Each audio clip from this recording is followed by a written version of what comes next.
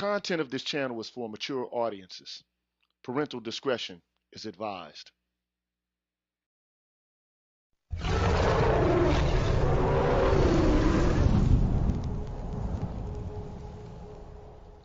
You're tuned in to the Green Gorilla channel.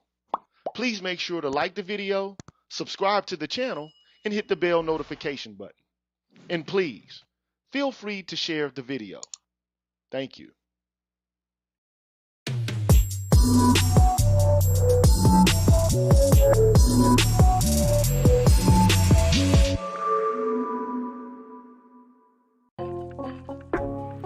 Yo, what's cracking, man? I'm GG. You tuned in to the Green Gorilla channel. It's the place where black men can express themselves freely, straight up with no chasers, man.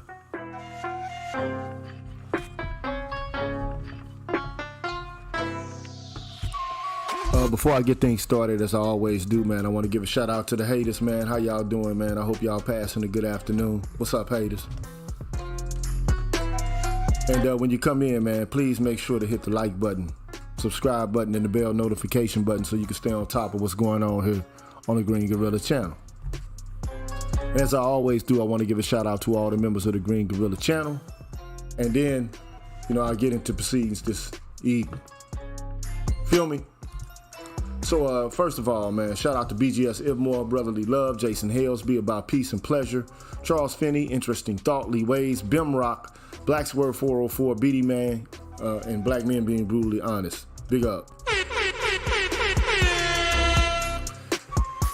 Big up to Michael Ross, Lord Hamal, Apex Prowler, Ezekiel Will, Naomi Gary, J. Cleveland Green, The Toxic Masculinist, Pulpit 28, No Sleep, Broken Blade, and Mr. King. Big up. Big up to Larry R., Seth Son, Devon Love Ridge, Afro Troop TV, Show Me, Spain Man, Seven Coast Dojo, Anthony Davis, I'm Just Jules, and Honest Look, and Sherlin Woe. Big up.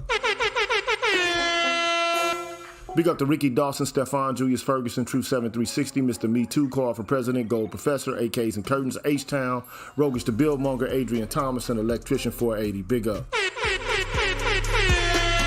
Big up to Binga, Cutting Up with the Jones, Zanko, D. Scott, Path Guy, Pete Rock, Aaron Peters, Marnolis, Vince Lindsay, Beautiful Trauma, Quiz the Poet, and Black Wizard 80OS. Big up. Big up to Jazz Tech, Shadow Observer, Artisan MC, Troy Warren, Mrs. KP Bailey, Alan Wiley, The Face, Life of Commerce, Dream Lit, Timothy Blewett, Jeffrey Speed, and Marvin Battle Jr. Big up. Big up to Adam, Ignatz Mouse, Brian Peake, Scott Haywood, Black Uru, Dr. Tree, Leroy Honeycutt, 77 Base X, Brian McMurray, K. Ryan S., Charles Rogers, and Rick Walsh. Big up.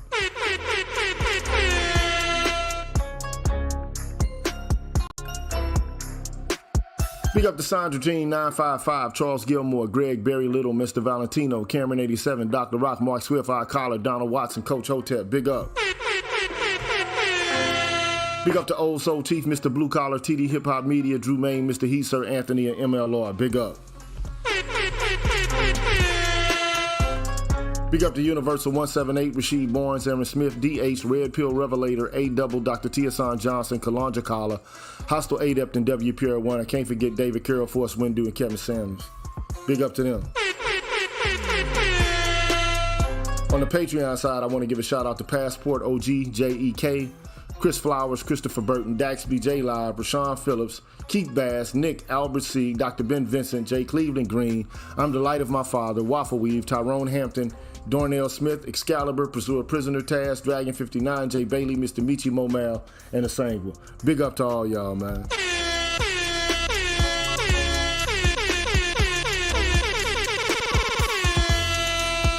You deserve a round of applause. Thank you so much for supporting the Green Gorilla channel on an ongoing basis. Appreciate it. And, I'll come back, man, with the rest of the proceedings this evening. What's good, everybody? I'm the G with a PhD, and you're tuned in to the Green Gorilla channel, the place where black men can express themselves freely, straight up, no chaser. Today, I want to introduce you to my new membership program that consists of 5 levels where you can invest in the Green Gorilla channel on a monthly basis and receive level-specific perks. Memberships are special because they improve the quality of the content of the channel and will help me to be able to keep the channel going. Now, to participate in the Green Gorilla channel membership program, all you have to do is hit the join button which is located right next to the subscribe button on my channel page. Now, for all of my subscribers who decide not to participate in my membership program, nothing will change. The content will keep coming the way it always has. Thanks for watching, and be careful out here, people. Bless.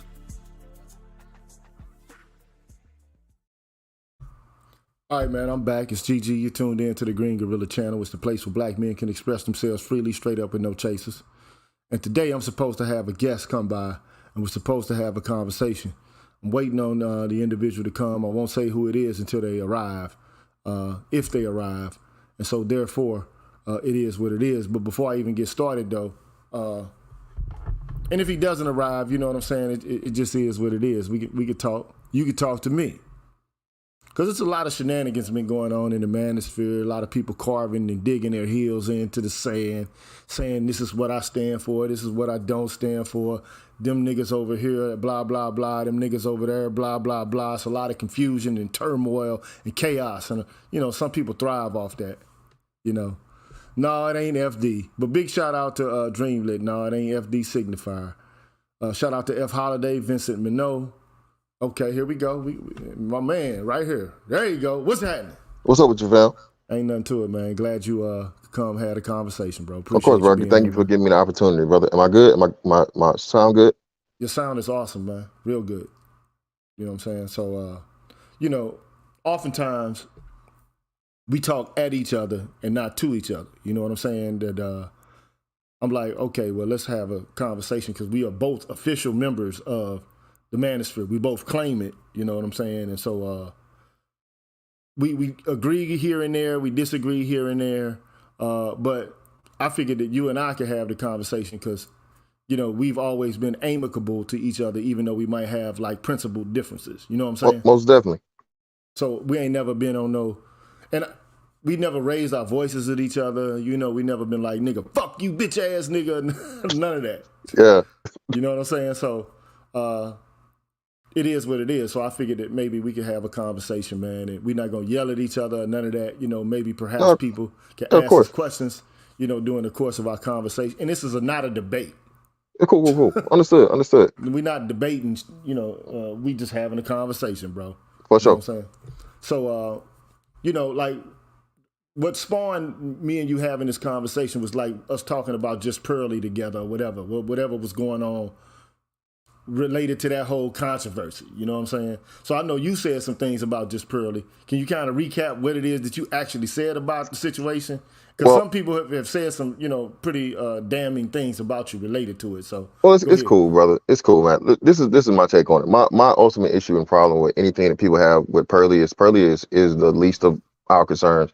Me and you as content creators, me and you will have a vested interest because she would be taken away from my audience, right? Quote unquote, because what they're saying, hey, y'all let the white woman in the space and, you know, black men listen to her, not you, which time after time has been disproven, bro.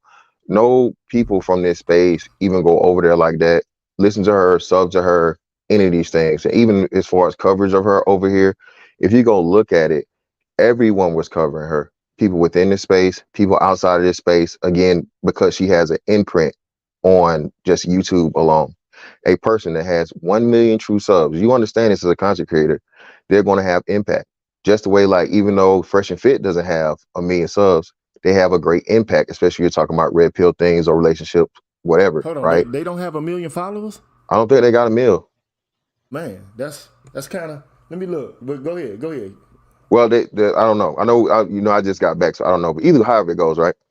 The thing is this. Anybody that has impact as a content creator, you're going to talk about them, right? You're going to talk about them. So what's happening is anybody that wants to attack the space when something goes wrong or when she gets too much, whatever, y'all. And it's like, bro, she has nothing to do with this whatsoever. She came through as if anybody else would come through to have a conversation, where she didn't even come here first. She went across the street to a space that's adjacent, and that would be the Lapeef Network. She went there first. She came here last. And even when she went there, she was already well over 500,000 subs. Another thing they're not taking into consideration again is she understands the marketing part of it, the social media part of it. And she had millions of people following her over on TikTok. She has a really good thing over going on Instagram, IG, and then she's able to, you know what I'm saying, transform them all and get people to follow her across all the platforms. Ultimately, my thing was, this is okay, she said something that's controversial to black people or whatever.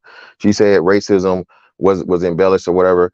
Bro, I hear black people saying that. Hell, you got Dan Calloway saying that Harry Tubman don't exist and that slavery that never happened anyway to the way they're telling you that it happened. A black man now, a black man that has, whether you want to believe him or not, he has actually given records, documents, and other stuff to support what he's saying. A black man. Okay. Well, for him, he wouldn't even be a black man. To him, he say he's a Niji, or, you know what I'm saying, Native American, or one of the Aboriginals, right? Aboriginals, right? So what I'm saying is, being that you have a man, he has a slew.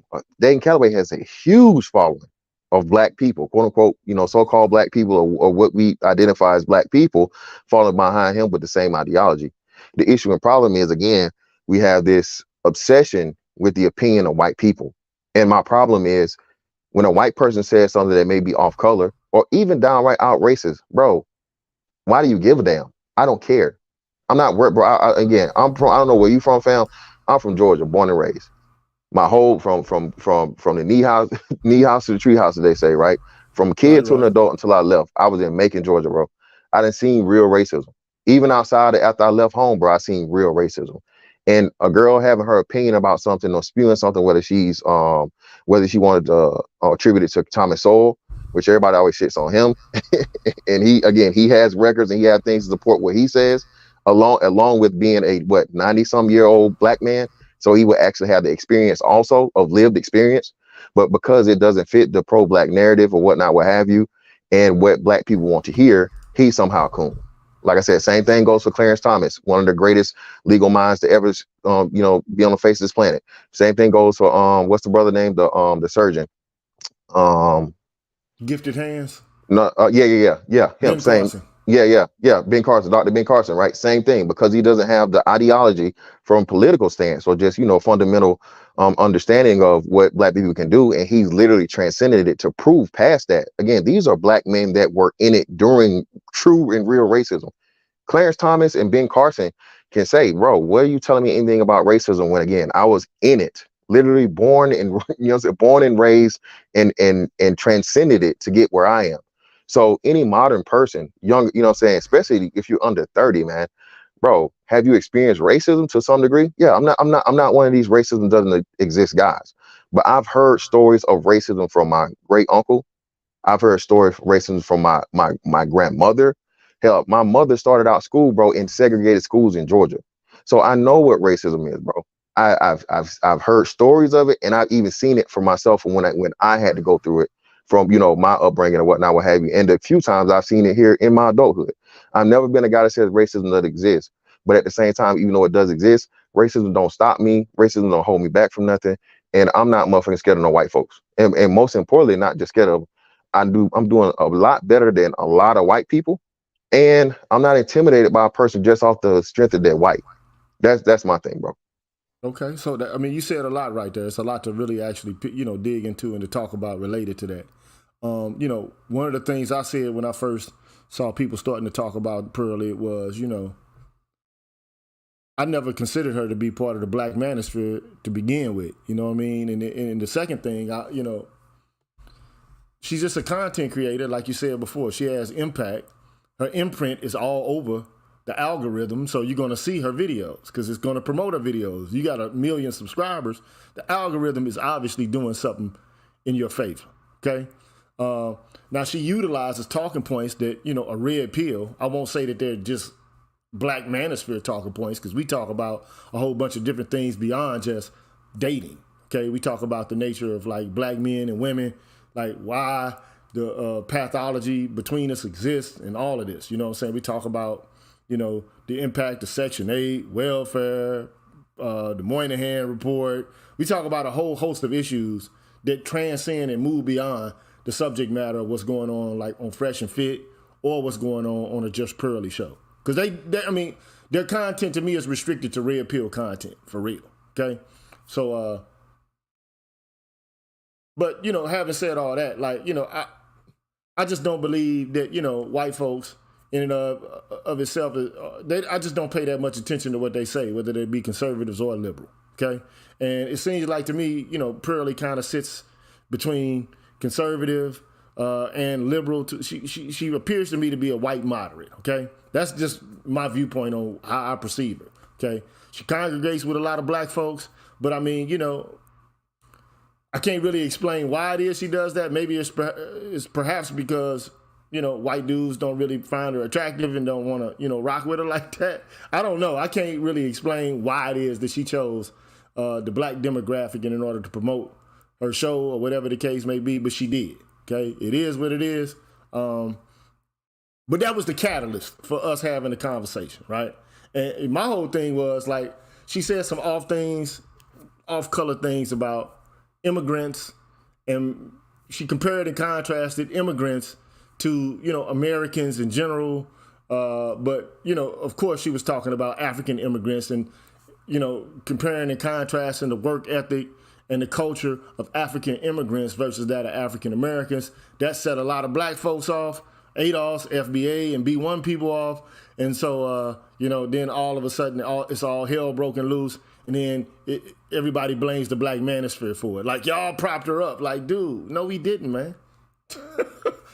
We did not prop this lady up, man. She worked and freaked the system just like anybody else is available to and has the opportunity to, and utilize it to climb up the YouTube algorithm. This ain't got nothing to do with us in the black manosphere in particular, okay? It's got something to do with the YouTube community as a whole, okay? So I don't know why people are trying to pigeonhole us into a category, pin the tail of the donkey on us and say we are responsible primarily for the success of a Pearlie. I just don't believe that's the case, okay?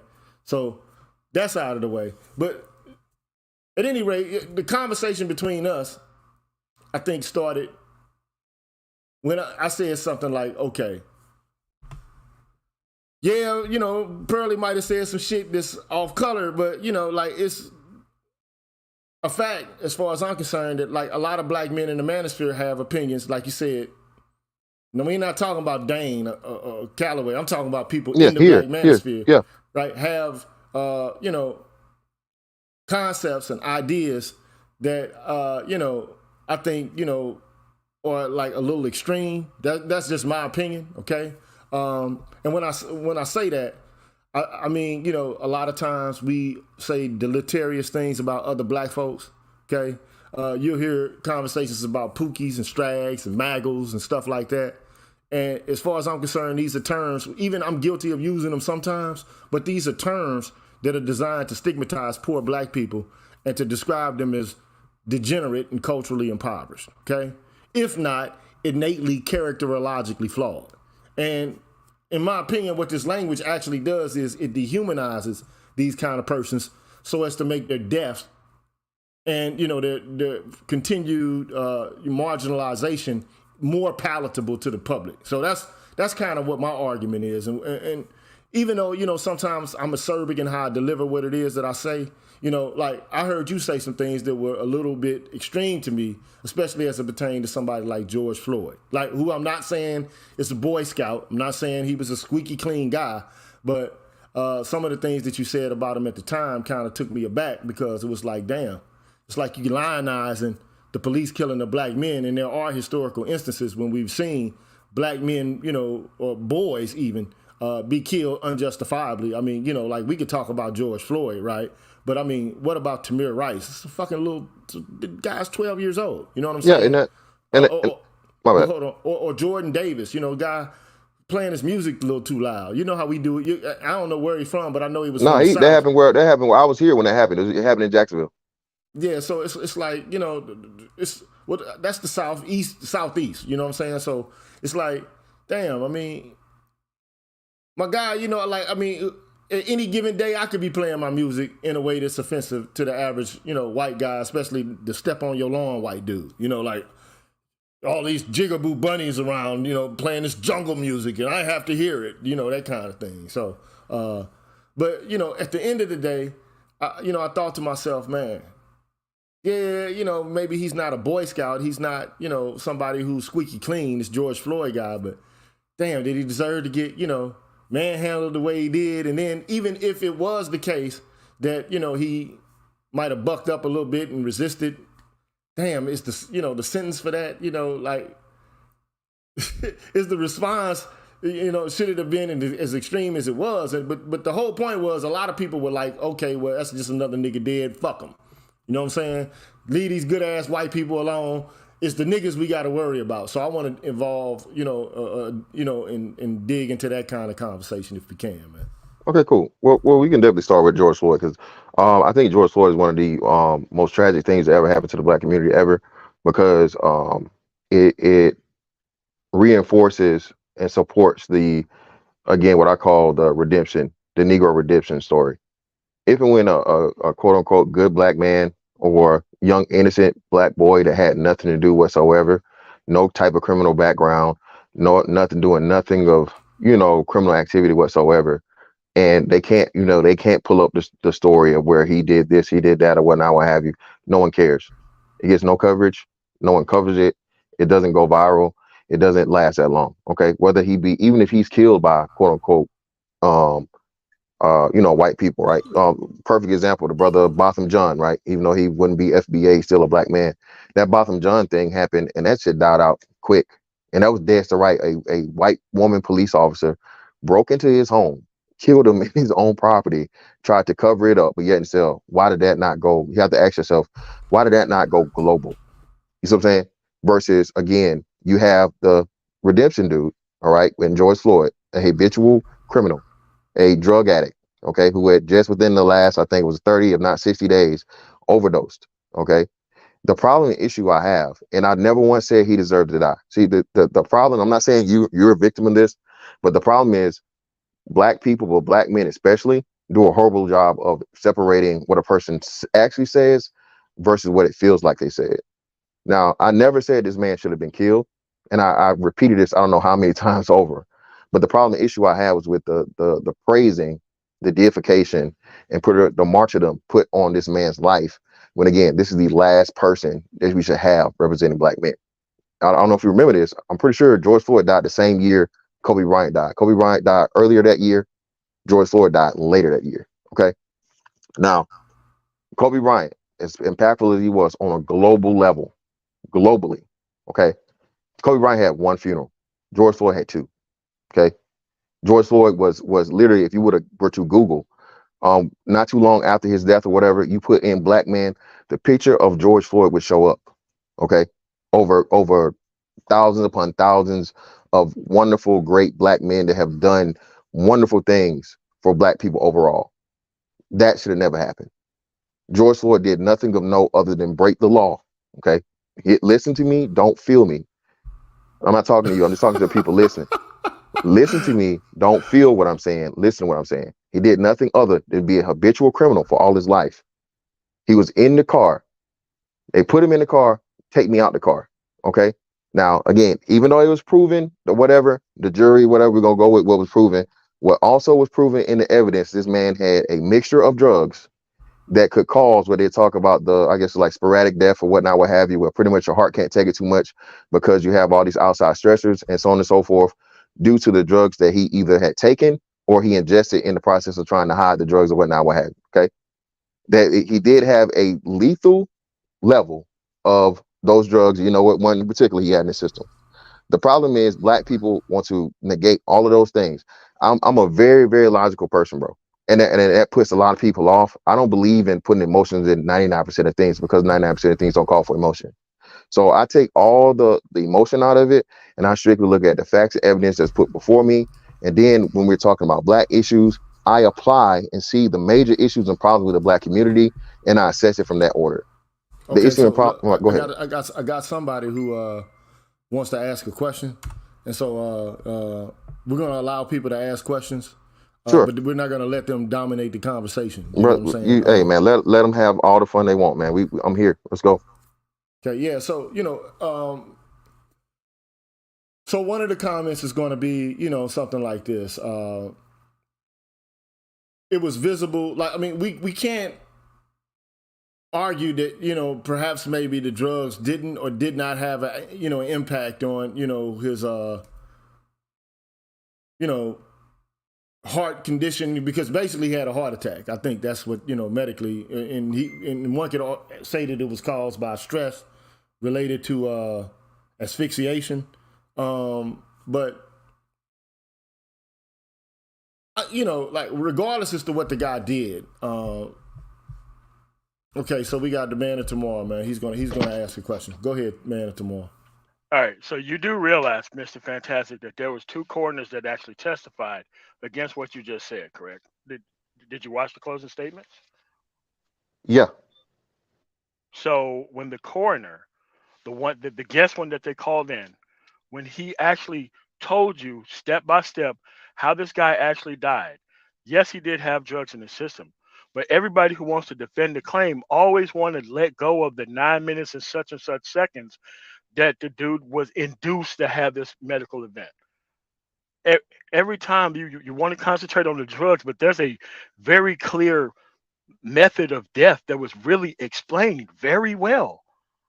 Like I don't get how you just could go back to Well, the drugs in the system thing. well, let me ask you the I'm question. sorry. What was that medical what was that condition? Could you explain it to me?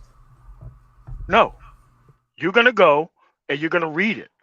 And No, it's I'm not not my gonna read job anything. to, sir. Well, no. Okay, No, so no, if no. you're not Hold gonna read on. it, MOT. I've okay, MOT, all right. brother. Respectfully, MOT. And you know me and you, we cool. No, we cool, but you have to. I've literally hold up, MOT. Never taken anything down. All of my George Floyd stuff is up. I've read the coroner's report, MOT. I've read it. I've actually covered actual footage, MOT. Unlike 99% of the people that have an opinion about it, I watched the trial from beginning to end, MOT. So what There's I'm no way you asking you watch is, those that guy's yes, it is. testimony. Again, I'm gonna ask you again, MOT. I'm not asking you about the medical condition. I'm talking about the conditions you said that causes deaths. Can you tell me what those conditions were? See, the whole point of catching you up on the information so that way you can refute the information. What Okay, I well, will let me do tell is you. I will. Well, I can answer it for you. Since you don't answer, I answer it for you. So what was Okay. claimed originally was that a foot was on his neck, or his knee. It's not a foot, excuse me. A knee was on his neck. Now, Okay. what happened is that, do you remember? Since you claimed that you watched the trial, correct? Yeah, good. Can you hear me? Yes, I mean Okay. I Did you can just watch the play the trial? testimony. Yeah, like sir, Okay, hold on. what So I'll do, you Mr. did watch the trial. Fantastic. Okay, so what I'll do is I will replay the testimony because replaying the testimony is way better than trying to catch you up. It's your responsibility Repl- to know what happened if you're making Well, a hold up. claim Now that you're it's not. gaslighting, MOT. I just told How you am I I know everything gaslighting? that's going on. Yes, you are, because you said Okay. you're not going to tell me, so I don't know. The thing is, MOT, I already know. So what I'm thinking is you don't actually know, so I'll tell you what I do know and what's a fact. The Okay. knee on the neck thing, you know, I'm gonna let you know that it was abandoned by the prosecution, because when you look at another angle, it found out that there indeed was never a knee on his neck. It was up on his upper shoulder blade. And why are you laughing? You watched I the mean, trial, right? So hold up. yes. Hold on, wait. Did what I say was a lie? Wait, hold on, stop. Hold Did what I on. say was a We can't. lie? You can't just gallop your way through this. Did You what? have to No, allow you me to don't know, answer your claim. brother. Did You what I have say to was a allow me. lie? Did You I have to lie? allow me to answer your claim. So just answer this simple question. Did I just lie? Yes, you did. And let Oh me wow. explain Please, why. please, please. Oh, Yeah. please. Okay, so Let me look. explain Okay, why. so Okay. All let right, go ahead, let sir. man of tomorrow speak, and then, you know, go ahead, man. All right. This was explained by the coroner how he died. It was explained by the coroner. Now I can replay the testimony because replaying the testimony is way better than us going back and forth. I listened to the trial. There's no need to argue over what happened. Well, we could just replay the testimony. Wait, What you're what? doing, okay. But we're not going to replay the testimony at this Yeah, moment. but even still, Not hold yet. on.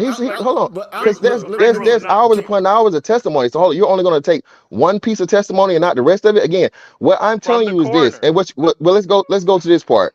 The Okay. When the prosecution coroner, abandoned. Hold on. The prosecution, before its closing statements were done, had to abandon the whole narrative that there was a knee on his neck. I asked you, and you answered that nobody question abandoned directly, that.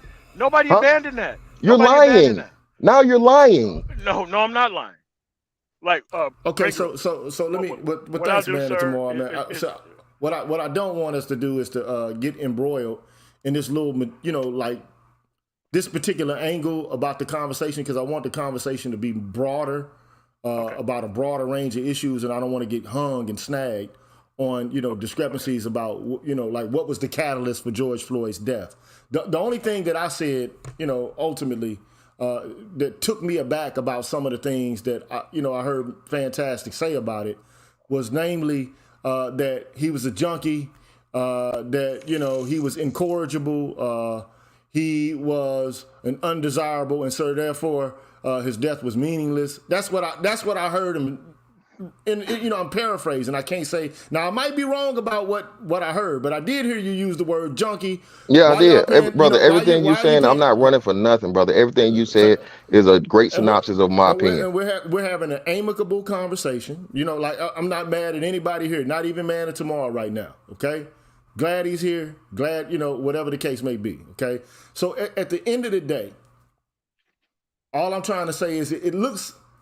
I'm not saying that some people don't have it coming, and like if you buck up against a system that has the capacity to put you down, okay, and you do so in a defiant way, that's your choice. But there are some people whom don't fit the profile, for example, of a George Floyd, who also have been caught into the rigors of a system that I feel is oppressive to black folks. It inordinately punishes and inordinately surveils and inordinately impacts the lives of black men. And so I also heard you say something that kind of, it took me aback as well.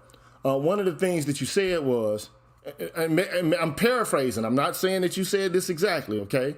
But what you did say was, in terms of black male contact with the police, it's minimal compared to that of white folks. So white people have more contact with the system, and white people die, from police brutality more so than black folks do. And so I kind of want to get your opinion on that, and to get an understanding about where it is that you're coming from with that whole narrative. Well, I'm going. But before My you bad. do that, I want to give a shout out to Mr. Heat. Appreciate you, sir. I'm gonna give him a bomb real quick, and he deserves that. I give him a little effect if I can. And also shout out to Bruce Wayne. He says the coon in the strong with this one. Look, bro, can we keep the conversation respectful? Okay? Hey, man, no, brother, That's Green. I'm at Green. I came here, brother, understanding. I want all the smoke. Do not have your people do anything they wouldn't do. If I wasn't here, brother, this is your audience. But Respect. I don't They like give you their people. money. I'm not, but they can't offend me, dog. They cannot offend me, so let it go. I'm not saying I've never been disrespectful. That's a lie, because I have been, okay? But what we're going to try to do today is observe the norms of respectable speech, okay? If we can, okay? And not kind of devolve to name calling or, claims about people's character and shit like that, And that's one of the things that I want to clear up. It's like, okay, we can disagree about a whole range of subjects, but it doesn't have to devolve into like despising the individual with whom you have the disagreement with. Okay. So, but having said all that, I want to get your opinion about that, because it took me aback when I heard you say it. And please, clarify for me. Okay, cool. So simple. People love to use a per capita argument, which again, if you look at it per capita, you're always going to have the major numbers with the lesser group. Okay, always going to have bigger numbers per capita when you deal with a smaller group. You don't ever look. Hold on. Let me stop you right there. I don't necessarily. That's not necessarily true. Okay. You see, and the fact you're saying necessarily, but let's go with it. Okay, just let me make the point. This is what I'm saying. Shout out to Dr. Thunder, but go ahead, brother. Go ahead. So ultimately, at the end of the day, there are more interactions with white people. There are more deaths with white people. There are more shootings to white people. There are more arrests with white people. There are more police brutality claims with white people. But again, it's a big part of this race baiting game, to where you're only shown when there is a black white interaction, right? The George Floyd thing happened before. Again, Tony Tempa, same exact thing happened. No one cared, because it was a white man. There are white men that get shot every day. No one cares because it's a white man. This doesn't mean white sympathizing. Again, I could care less. But from from you know what I'm saying? But that's You what can care automatically. less, Yeah, man. I Like, could care less. I don't give I don't care. Again, if you're a criminal white person or whatever the fuck, I look at criminals as criminals, bro. I don't make a distinction between, oh, you're a white criminal, so you're worse than the black one, or you're a black criminal, you're worse than a white. Bro, I live my life. Unfortunately, I chose to take the harder way and do things the right way. Okay. No one has any love for, no one has any respect for, nobody cares about the black man that does the right thing. The black man that doesn't fit all of the black stereotypes, he gets the least respect out of everybody. The least. Hands down. I can see how you feel that way, and I can understand, and I understand that point of view. I get it, and however, I think that you can hold a position that says, well, why are black men who are actually doing the right thing getting the short end of the stick? And then, because let's face it, look, I will admit this much. In popular culture, especially hip hop culture, the criminal is lionized. I'm not going to lie about that. Okay. And the promotion of unsavory, illicit, and, morally reprehensible behavior, it is, in a sense, it's kind of like promoting. Okay, let's just be. I'm frank. It's the truth. Okay. However, let's just be honest about this. Okay. Let's just be honest. There's degrees of criminality. Okay. Some crimes are like absolutely morally reprehensible, more so than others. Okay, so what I'm saying is that there's levels to moral impropriety related to so-called criminal actions. You'll agree with that, right? Yeah, exactly. We semi had this we had this conversation when I was over here the other day, but we do have some differences at some point. So yes, overall we agree, but it's just at the line that's drawn, I guess, that we have a little bit of difference. So my argument is just this, okay? If it's the case, and I do make the raw numbers and the per capita argument, I just do, because I believe it's a valid argument, okay? I wouldn't use the argument just to be talking out of the side of my neck, it's important, and you yourself, I heard you say, it's important to utilize empirical data and statistics when, assessing what's actually happening objectively in the world. I heard you say that, okay? And the reason I make the argument, the per capita argument and the raw numbers argument, is because, let's say, for example, I want to compare the number of traffic accidents in two cities. I got city A and I got city B. City A has a population of 100,000 and it has 500 incidences or incidents of accidents, traffic accidents a year. But City B has 500 residents, or the population of 500,000, and has 1,000 traffic accidents per year.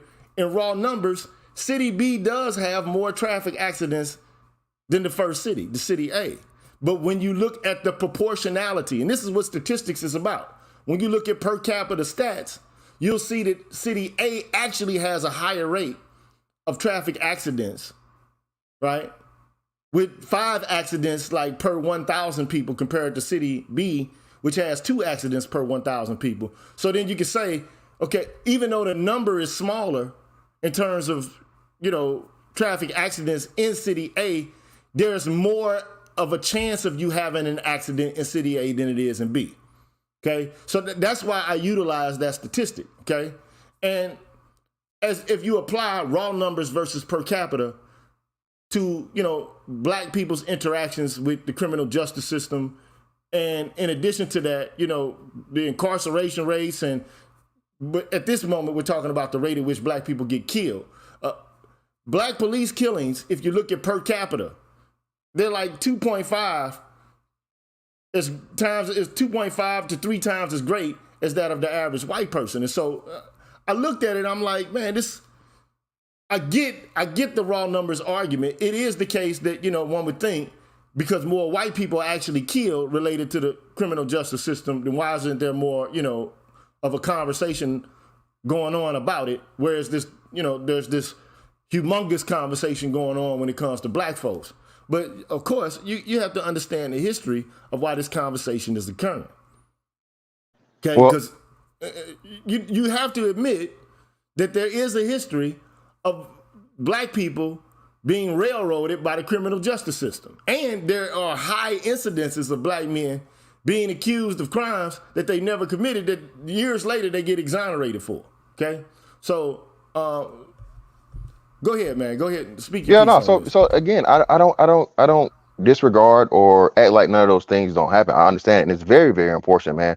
I think with this just this month, a man just got out of it was either armed robbery or some type of SA situation that he was exonerated from, that he was found guilty of like 30 years ago, something like that, right? It's tragic, it's messed up, so on and so forth. But what happens is, bro, again, you only see those stories. White men have the same stories. Okay. And it's not me. Again, I gotta say this, but you guys, it's gonna get ignored.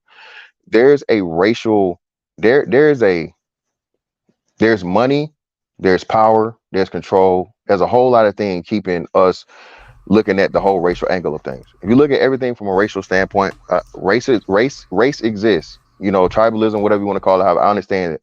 But when black people are constantly inundated with, oh, look at what they're doing, look at what they're doing, look at what they're doing, and you never ever see the other side, you know, and the other people don't care because they understand, and they don't have this infatuation with, or this glorifying of criminality, and at the same time this hatred of, you know, racism is right around the corner, or this mythos is put on you that racism can't wait to happen to you.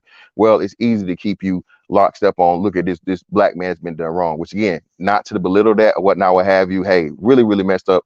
I hope it's nothing that it's not. I don't even believe there's a payment you can give to a person. You gave that man $1 billion or $1 trillion, it would never be enough to make up the time that he unjustly spent behind bars for a crime he didn't commit. Okay, I'm all for that. But let's get back to the numbers, right? So the issue and problem is, again, I also look at this from, like you said, you from the hood, I'm from the hood. Okay, take the worst crime white cities and the worst crime black cities. Which more are you gonna have? That's what we know this, but we don't want to admit this. Okay, Memphis, Little Rock, Atlanta, Detroit, all these places or whatnot, what have you. Okay, look at their murder rate compared to the worst of white cities. When you look at the murder rate of the worst black cities compared to the worst white cities, it's no comparison. Even though it's more white people get that, you know, it's more black people, killing white people than there are white people killing black people. That too. So the bad thing about it, bro, is like niggas really gotta just have an extreme issue when it comes to taking somebody else's life, ourselves more importantly. That's why I say too, you know, so, and it's crazy to me how we can understand the per capita argument, right? When you say, oh, well, it's more police brutality against black men, you know, just throw away the gross numbers. But then at the same time, when you say, okay, well, all right, I'll accept your premise on that. You're right. So let's talk about black on black crime. Oh, there ain't no such thing as black on black crime. It's proximity crime. Everybody does that. Well, no, brother. If we look at the math, we look at the numbers, being that there's 6 times more white people than black people, where our numbers should be at least equal to or lower than theirs by 6th, mathematically, from a mathematical standpoint. But yet we're outperforming them while being underrepresented by 6 times. So that's what I'm saying, man. It's never can be an equal argument had No, when this is you I actually mean, have this conversation with that's a 99% of people. bro. That's a valid point that you just made, because we all know that homicide is one of the leading causes of death for black men between the ages of I think it's 13 to 35. Okay. I was gonna say 15, but you might be right. I was gonna say either 15 or 16, but 13 may be correct. But I know 35 was the cap. You're right. You're definitely right either way. So, but you know, and one of the reasons why I say that this issue exists, I'm just gonna show you instead of telling you. Okay. Sometimes I get on my soapbox and I do things that people consider to be, you know, caping for black folks, but I'm not caping for black folks. I'm just pointing out what I consider to be the facts.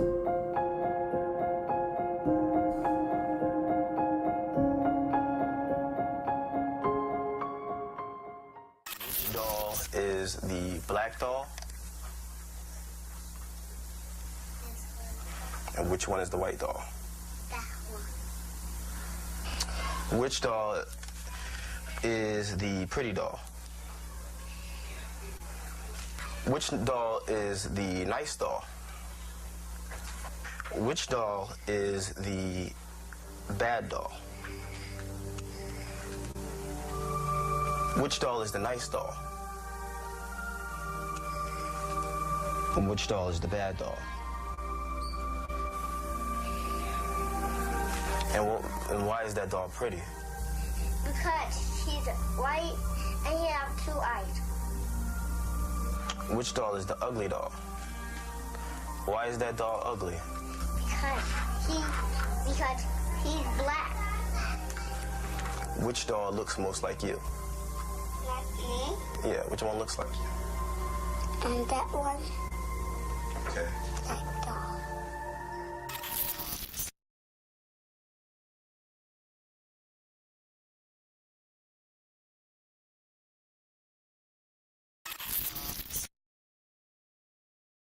So that's my opinion about it. You know, it's just it's a partial opinion. Let me put you back into equal focus. Now these are children, okay? And Dr. Kenneth Clark, the same person who wrote the book Dark Ghettos a long time ago, who basically explained, you know, that there is a black matriarchy in the black community, and that there's a tangle of pathology, as he called it, that exists within our family structures. Not saying I'm gonna support or negate that at this moment. But what I am saying is he created that test, and it was part of the reason why desegregation actually occurred. And Brown versus Board of Education was actually rendered as a judgment. I think that and this is kids. I mean, these aren't people who have the ability to rationalize and think through argumentation about why. And I'm gonna use terminology we use all the time. Niggas ain't shit. Okay? They already have the mentality at like 5, 6, 7, 8, 9 that niggas ain't shit. Okay? Who's good, who's bad? Niggas ain't shit, the white people are great. Now what happens when you get a 7, an 8, a 9, a 10-year-old, 11, 12, 13-year-old? Now you got a 13-year-old who has a negative opinion about other black folks. Niggas ain't shit. Now you put a gun in his hand, which are readily available in the United States. I mean, and not to say that, we should have, gun laws. That's not what I'm arguing for. But what I am saying is you take kids who already have negative conceptions of themselves. They don't think that they're beautiful. They think that they're ugly. Okay? They don't think they're intelligent. They don't think that they're valuable. They debase their own humanity. You take that, you put that into a 17 or 18-year-old boy's hands, you put testosterone, into the equation. You got a group of guys, man, who don't know how to resolve conflict. They overly emotional. Like I'm not saying I haven't been guilty of this myself, okay? And all of a sudden now it's some drama and some bullshit about to pop off because niggas don't know how to work through their frustration and don't know how to resolve their conflicts. Not only that, but then also put, because you from the hood, I'm from the hood, put, a struggle to subsist into the mix, like it's hard to pay the lights, the gas, and all this kind of shit. Put other, things into the equation. You got a family member who's a chemical dependent, whether it be legal drugs like alcohol and tobacco, or whether it be illicit drugs like crack cocaine or heroin or something like that. So you put that into the mix. Like a young Tupac, say, for example. My mama's a crack fiend or some shit like that. And then the only love that you get is from other men your age who really don't know shit about life. They don't have any experiences outside of the context of what they see on television and what they learn, from the people in their immediate environment, which is culturally backwards, or whatever, however you want to call it, okay? They don't have a lot of social capital. That's a gunpowder keg ready to explode. Okay, and I'm not making an excuse for it, but I am saying, man, maybe we should find a means or a method by which to explain what is happening with these young guys, because I don't believe black boys are born pathological. I think that they're encultured to be pathological. I don't think that they have character flaws out of the womb. I think that a system that doesn't attend to their development and to their excellence contributes to, like the pathologies that you see. Especially in a community like ours. We don't like each other, man. We have extreme antipathy for each other. and we hold little value for each other's lives. You know what I'm saying? And it's promoted in rap music and the whole nine. You know what I'm saying? Like even white boys, the cowboys, they'll talk about killing a motherfucker here and there, but like it's like nigga, our culture is just it's chock full of instances of the devaluation of black male life. It just is, okay? So I'm not disagreeing with you, but I'm trying to explain, not to give an excuse for it, because there really is no excuse for it, but it's an explanation for why we go through some of these exercises and why this phenomenon leads to some of these consequences. But you got anything to say about that, bro? Yeah, bro. And listen, and I agree. The only issue I have is I don't agree about the system. The system that I would blame would be the family system, the black system in itself. And the reason why I know this to be true is because, again, we go back to the data and statistics, right? We look at impoverished white people. There are far more impoverished white people, right, than there are black people. But yet and still, they don't have this disdain. Yet still, they don't have this thing or whatnot, what have you. Now, you're talking about from the self-image and I guess the self-worth that you develop upon early on. Again, I can't blame a system. I have to blame that family. At the end of the day, me and you, I think you may be a little older than me, but you're what, 70s, 80s? You're 80s baby, 70s baby? I'm a 70s baby. Yeah, so 70s baby. So we're still close. So, bro, I heard about the African booty scratcher. You know, y'all, I'm a dark skinned dude.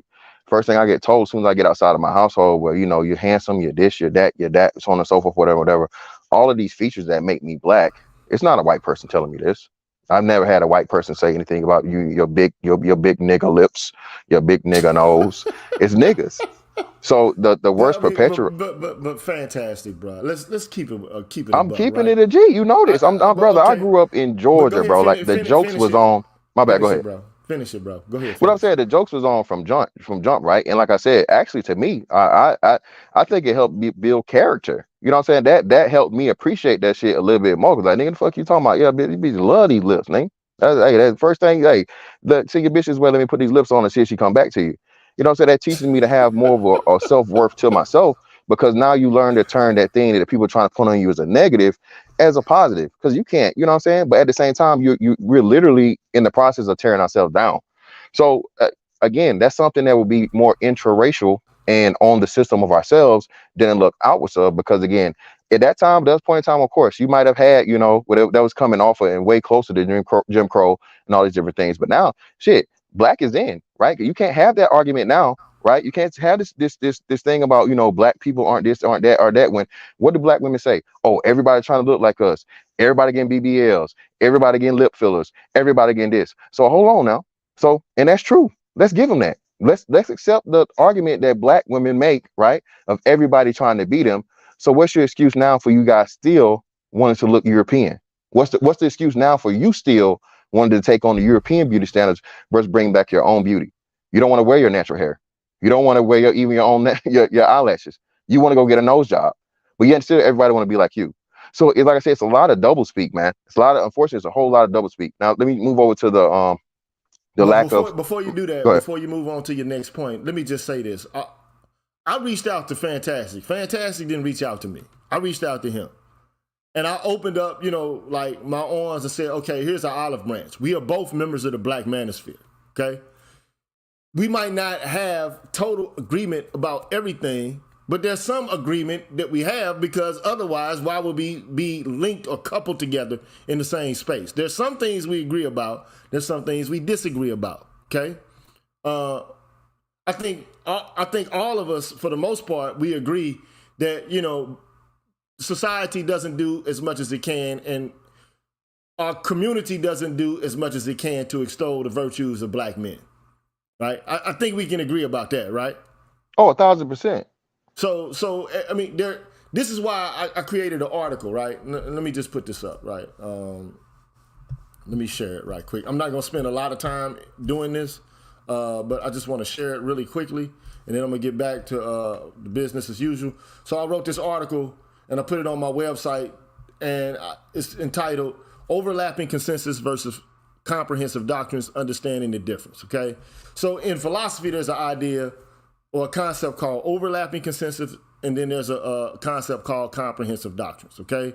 Now, overlapping consensus emphasizes cooperation and compromise, whereas comprehensive doctrines prioritize the supremacy of a single system of belief, right? Where it's almost like religion. Like if you don't believe everything related to this system that I've developed or this ideology or this political platform that I've laid out, then there's no room for agreement amongst us, okay? So overlapping consensus, and that's what I'm trying to foster, is basically, and it's a concept developed by a white dude, okay? I don't give a fuck who developed it, but I'm just utilizing it in order to demonstrate a point.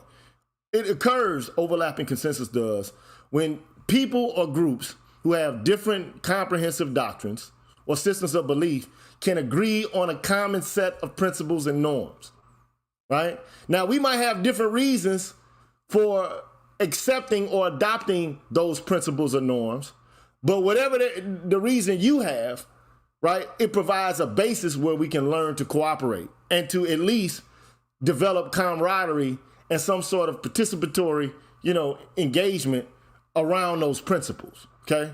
So, and that's what it is. Now, on the other hand, a comprehensive doctrine is, right, an all-encompassing system of belief that explains the entire nature of reality and provides a framework for decision-making. And an example is a religion, an ideology, or a philosophy. And these doctrines, comprehensive doctrines, can be in conflict with each other, and they can be incommensurable or like incompatible, such that, like if you hold on to this viewpoint, well, then I'm principally opposed to everything you say. Fuck you and everything you stand for. It's my way or the highway. I'm saying that, like the demand for consensus and absolute fidelity to a comprehensive viewpoint is too much to ask for. White folks don't even do it. They don't do it. Okay? Now, do they have disagreements? They might even hate each other's backs, okay? But what they've created is a set of political institutions that's able to handle their disagreement and still allows them to make decisions and to move forward. I'm saying that as a community of persons, the black community as a whole should be able to use overlapping consensus to get work done.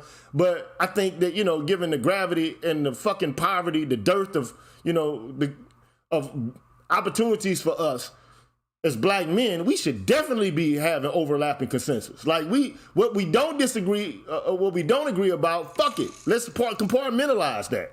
Let's talk about what we agree on. But and we can talk about what we disagree about, but let's do it amicably.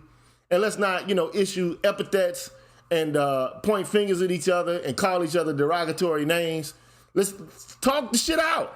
You know what I'm saying? And, okay. Because if I saw, I'm just say this. If I saw you at a bar in real life, I wouldn't be ready to fucking hurt you because you didn't, accept everything I said.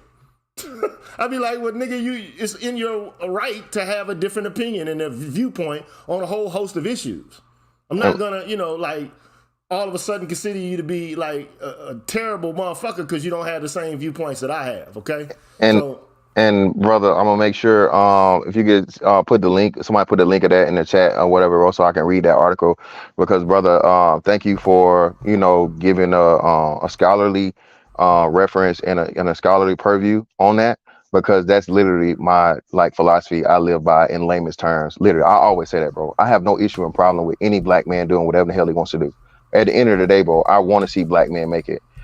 I have no issue and problem. The issue and problem though, like you said, we have a huge issue with, don't go against the crowd. I call it the 13th grade mentality, where the cool kids, if you're not with the cool kids, fuck that nigga, right? On some shit like that. Bro, I can disagree with you and still respect you, and then, have some degree of love for you, man. I want to watch out for you. Bro, if I walk through the club or whatever, and I've seen this happen to where it's a whole bunch of white boys or it's a whole bunch of Mexican dudes or whatever the fuck, and it's one nigga there, bro. Hey, bro, whoa, what the fuck we got going on over here? What's up? What's up? I'm not gonna be some nigga that just sit back in the crowd and laugh and giggle and watch you get jumped. A lot of niggas would. The same niggas that be on that shit about, oh man, you don't agree with us, man. Fuck that nigga. Those would be the same niggas that sit back and watch your ass get stumped out by the other party. That's never been me, bro. I done showed this on YouTube. If I'm for you, bro, I'm for you. I'll ride to the fucking ends of the earth for you. That's my problem. The problem is, bro, I understand the dedication and the love for the cause, quote unquote. But because I don't sound like what you're prototypically supposed to sound like, It's real hard for a lot of niggas to digest it because they don't have a masculine mind frame and a masculine mindset. I'm not saying it to be disrespectful, but again, I'm just saying from an analytical, men are supposed to be more analytical, bro, and just cut down straight down the middle from the logic and the facts. But a lot of dudes, like I said, especially when we start talking about this race thing, and it's understand, and I can understand it, you know. I can understand it because again, that's one of the major things that we're trained to do that people do not like to fucking look at, right? That, bro, it's a system in making you believe that, you know, how everything you don't do right, the white man. Well, That just keep. Go ahead. this is how I put the shit, right? When it comes to the manosphere, I can fuck with you, but bet nobody else ever fuck with you. That's how I perceive the shit. Same shit. You know what I'm saying? So like, okay, like, even when it comes to like, I done had words with Man tomorrow, but he was on my show today, and all that shit was set to the side. Okay, now we can beef and have a fight, but better not nobody fuck with him. You know what I'm saying? So, because then I'm gonna have to come to his aid. It's like Marlo finally like fucking Avon finally meet Marlo, right? Hey, we had our whatever, bygones be bygones, but fuck them, you know what I'm saying? Fuck them niggas from the other side of town. Yeah, bro, that's how it's supposed to be. But you know, look, I do have an issue though. Sometimes, okay, so here's one of the things that I heard you say on my show the other day, okay? And this was what you said. And I'm just summarizing what it was that you said. It disappointed me a little bit. I was like, damn, I want him to consider what I have to say about this. But you said, okay, so what we do is we, you know, kind of lionize these criminals and these motherfuckers, you know, these degenerates. And by doing so, you know, like, it's making shit bad for me. You know what I'm saying? Like, it's like, okay, like, I don't want to have to, you know, like, explain and, like, live in a world where, you know, like, my community is, like, pieces of shit and full of degenerate criminals and junkies and shit. It makes it hard for me to operate in the world myself because of the stereotypes that are tagged and attached to us, okay? So, like, can you kind of, like, just, I don't want to misquote you. Well, no. I said this, and I remember verbatim. You said, you asked, man, what jail niggas ever did to you? Did I say that? It is not necessarily what the jail. I didn't say that. It's not the jail niggas, bro. It's really not even them. I actually blame, again, black people for the quote unquote jail prison niggas because, like you said, from our entertainment to our lifestyles to everything is praised. If you're not a real nigga, you ain't a nigga at all, right? And if you go against that, then you're a lesser than. That's why I say, bro, we have this, for whatever, man, it's this sickness to where we equate criminality to blackness, criminality and blackness, to the point where even these people don't know. Me and you know this, right? Because we older. The street code done totally completely changed up to where you got young thugs sitting down in an interview telling not even civilians should tell. The little old lady on the street now, you done came through, sprayed the block up. She not even, according to Young Thug, right?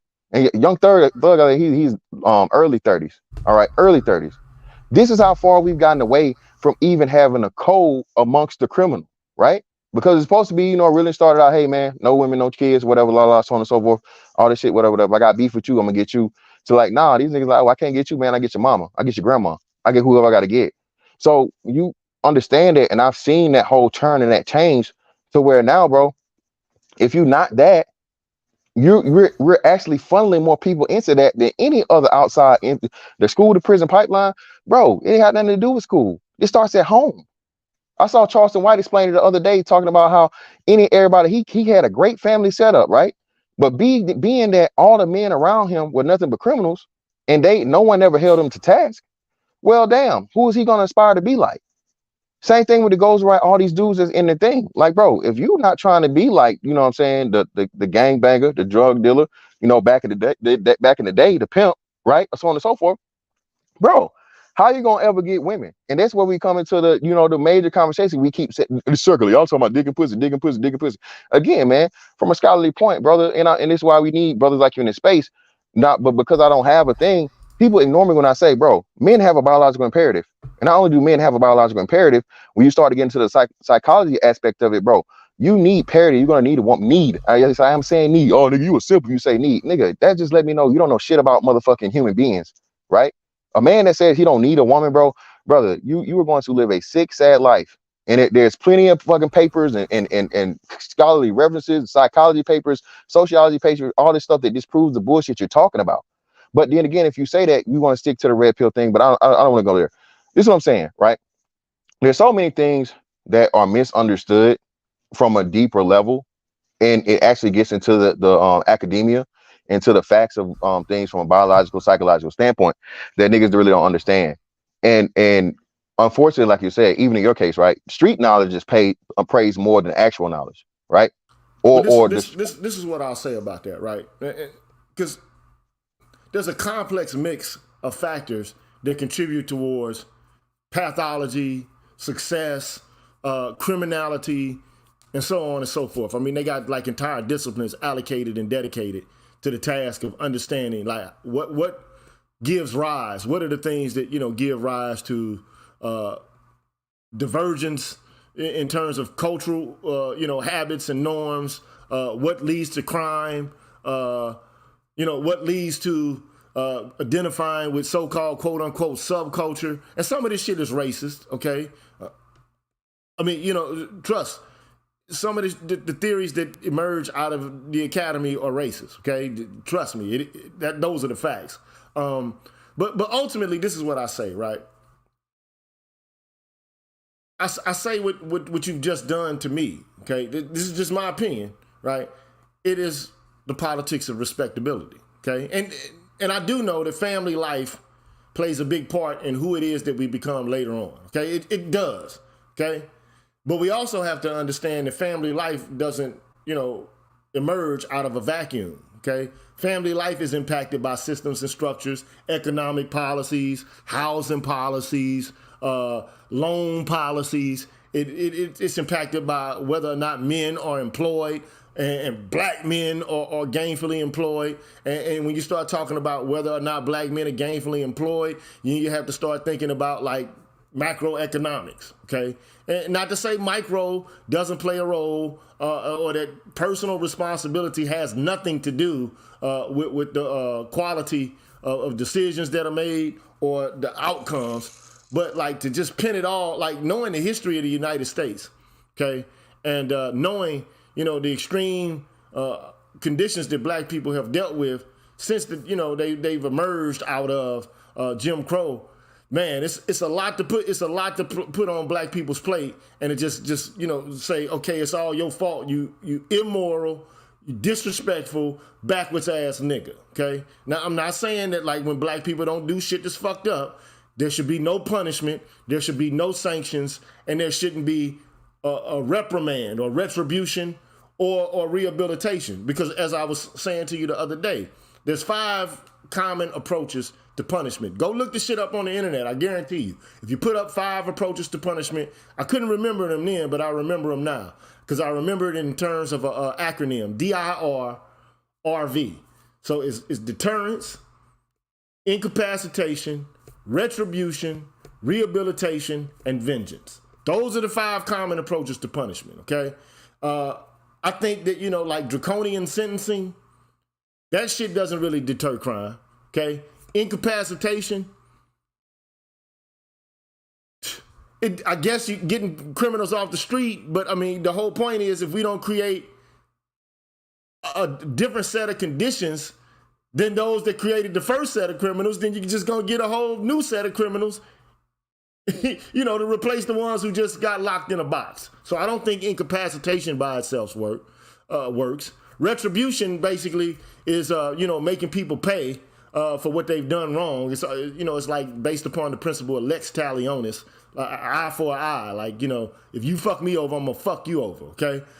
Then you have rehabilitation, which I don't even think that the system, the criminal justice system at this point in the United States is even attended to rehabilitation at all. And then you got vengeance. So I think that like the rehabilitation, especially when it comes to black folks who've been through so much, man, I think rehabilitation needs to be in place, you know, and re-entry, you know, like if a guy, you see he's incorrigible and he doesn't have any, motivation to move outside of the realm and the, the life world of crime and hurting other people, well then, that motherfucker got to be slapped on his head. Maybe he does have to be incapacitated. But I think that by and large, though, you're dealing with conditions that create attitudes and that create habits that could be different if the structural conditions were different. Okay, so that's just my opinion about it. And so the politics of respectability is like a strategy that basically, is promoted by a lot of black leaders and activists. And they say, well, we can improve black-white relations in the U.S. And the way we can do it is we need to get more black people to conform to white culture and behavior and values and comportment and so on and so forth. And if we do that, we'll finally get the acceptance of white folks. And, it'll solve the vast majority of our problems. And I just think that this is quixotic. And what I mean by that, I think that that's a romantic notion of what would actually occur. And there are historical circumstances, things that have happened in the past that kind of like demonstrate this point. And the test case that I utilize is like Jews in Nazi Germany, okay? Them motherfuckers, they were a minority group. Even white, to me, for all intents and purposes, these motherfuckers look exactly like German people to me, okay? I can't tell them apart from, one from the other. And that's not trying to be disrespectful to them. I just can't, okay? And they were the most, Jews in Germany, in the early 20th century, most educated, most wealthy, and most assimilated groups of people in Europe, among them, right? They had German culture, German language, German customs. They had significant success in business, academia, the arts, whatever their respectability was. The Jews in Germany, they still got subjected to racial violence and genocide, okay? And one of the reasons was this anti-Semitic pathology that the Germans had. And it didn't matter what the success they had was, didn't matter what their culture was like, didn't matter what their comportment was like, their positions and their, contribution to German culture at large, economically or culturally. They still were perceived as outsiders, and so them motherfuckers put them in the gas chambers, man. You know what I'm saying? So I have a different viewpoint. Now, do I think black folks should treat each other better? Absolutely. Do I think there's pathology there? Absolutely. I want to work to try to find a way to get us to love and respect each other more instead of, perceiving ourselves as pieces of shit worthy of, disposal and extermination and annihilation. Because that's what we think of each other. So, no. I only see those that have that behavior. I give every black person the benefit of the doubt until I look at their track record of living. Okay? I don't look at another black man and say, hey, that's a piece of human excrement just off the rip. No, bro, like I said, I'm from the hood, and I actually sympathize and give brothers chances that I probably shouldn't give chances off of that strength, right? Bro, I didn't grow up with no silver spoon, bro. I didn't grow up rich. You know what I'm saying? I started out middle class. My family got divorced. Some shit happened, whatnot, what have you. I went from that to poor, bro. You know what I'm saying? So like I said, I didn't seen the worst of the worst. You know what I'm saying? I didn't grew up, you know what I'm saying, being that, but at the same time, me and plenty of other black people, again, this is why I stick with what I'm saying, and it's proof to it, to where I don't understand. And well, let me address something you said directly. This whole thing of conformity to whiteness. No, it's not conformity to whiteness. And the fact of the matter, we even see it as that is the issue and problem. It's a conformity to order. It's a conformity to law. It's a conformity to rules that eventually you're going to have to do one way or the other. But being that we liken, again, right is white, literally, we're literally saying, oh, right is white. No, right is right. I can't help the fact of the matter that the forefathers of the country were white people, and they established it and they made it and so on and so forth. Cool, fine, that's irrelevant.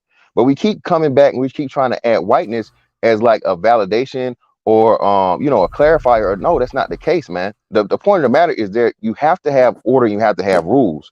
And the fact of the matter is that by and large, the majority of black people follow the rules, but somehow the ones that don't get all of the praise and attention. And shout out to Black Quizzer. I'm gonna say this. Black Quizzer is saying, "Oh, you have a bro." It's not about me, bro. I have sons. I'm gonna say this again. For you guys that don't know me, don't follow me like that, bro. I work for my sons and for my daughter, but my sons especially because I know, man, my daughter's gonna have it a whole lot easier than my sons are. I do this shit for real, so I know the stats. And not only just the stats, I know the truth about how society's gonna look at and give my daughter opportunity or a chance versus my sons. I have 2 sons, bro. So I'm living my life. So one, first and foremost, my brand, my name, there'll never be shame anywhere they go because of their dad. Okay. I understand the fucking importance of that last name and that branding, first and foremost. But secondly, being that I'm raising them to be a great representative of my brand, they're going to be respected by any and everybody else other than their own people simply because they not with the nigga shit. That's the problem. That's what I'm fighting for, bro. I don't give a damn. I don't I give a get you, damn man. about Look, hey, look, you ain't got to look. I understand that, and this is one of the reasons why I'm reading. And shout out to Admiral Smoke, man. Saying, dog, what's up with you, dog? Rue. What's going on, team? I'm gonna let you speak in a second, and Uncle Stu, I'm gonna let you speak after Sand Dog. But that's why I'm reading this book right now called Dark Ghettos: Injustice, Dissent, and Reform, and it talks about the ghetto, and it talks about justice. It talks about family life. It talks about crime and punishment and all of these different things. And I know it's like a slow burn. It's not sensational. It's more cerebral, and it's written by, an academician, which makes it kind of like, to some degree, inaccessible.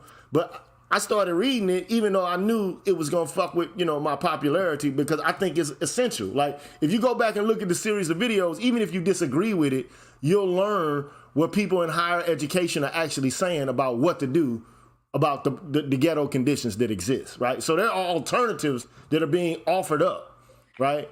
And so one of the things that is mentioned in this text is, even if you are subjected to oppression, it doesn't mean that you have a license to be immoral or to engage in unjust behavior yourself, okay? And it definitely doesn't, mean that you ought to be able to, lash out against the people next to you, okay? But phenomenologically, that's what tends to happen, though. You get a group of people who, are surrounded in non-optimal conditions.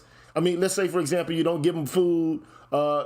They suffer from a dearth of resources. They start fucking turning on each other. You know what I'm saying? I'm not saying it's acceptable. I'm just saying phenomenologically and sociologically, if you don't create conditions for, and a state is responsible for that to some degree, okay? Now, there's some people who argue the converse and say, well, the state is only there to protect life, liberty, and property. But, I mean, if that was the case, then what the fuck did you have the Homestead Act for? If that was the case, why the fuck did you develop Social Security? And why did you create FHA loan programs? And why did you give off, or give up, and offer veterans the GI Bill? Like, let's cut the shit. Society creates the conditions in which human beings are able to flourish and to function, such that they don't hurt each other, but they create optimal situations whereby their cooperation can lead to positive outcomes for the entirety of the fucking culture, writ large. But Sand Dog, go ahead, man, speak, bro. Yo, what's going on, fam? Yo, Mr. Fantastic, yo, shout out to you, man. I've heard about you in passing, but I've never been on a panel with you or or ever had the chance to meet you, man. So shout out to you, man. And respect, brother. And so like you, I'm also prior military. I'm a retired captain. I was a armor officer. So this. So I was a tank platoon leader, a scout platoon leader, a support platoon leader, and an XO. So by definition, if you could do all of that as a lieutenant, usually that guy isn't trash. So So So shout out to you, man, and really much respect, man. For the same to you, bro. Thank you for your service, man.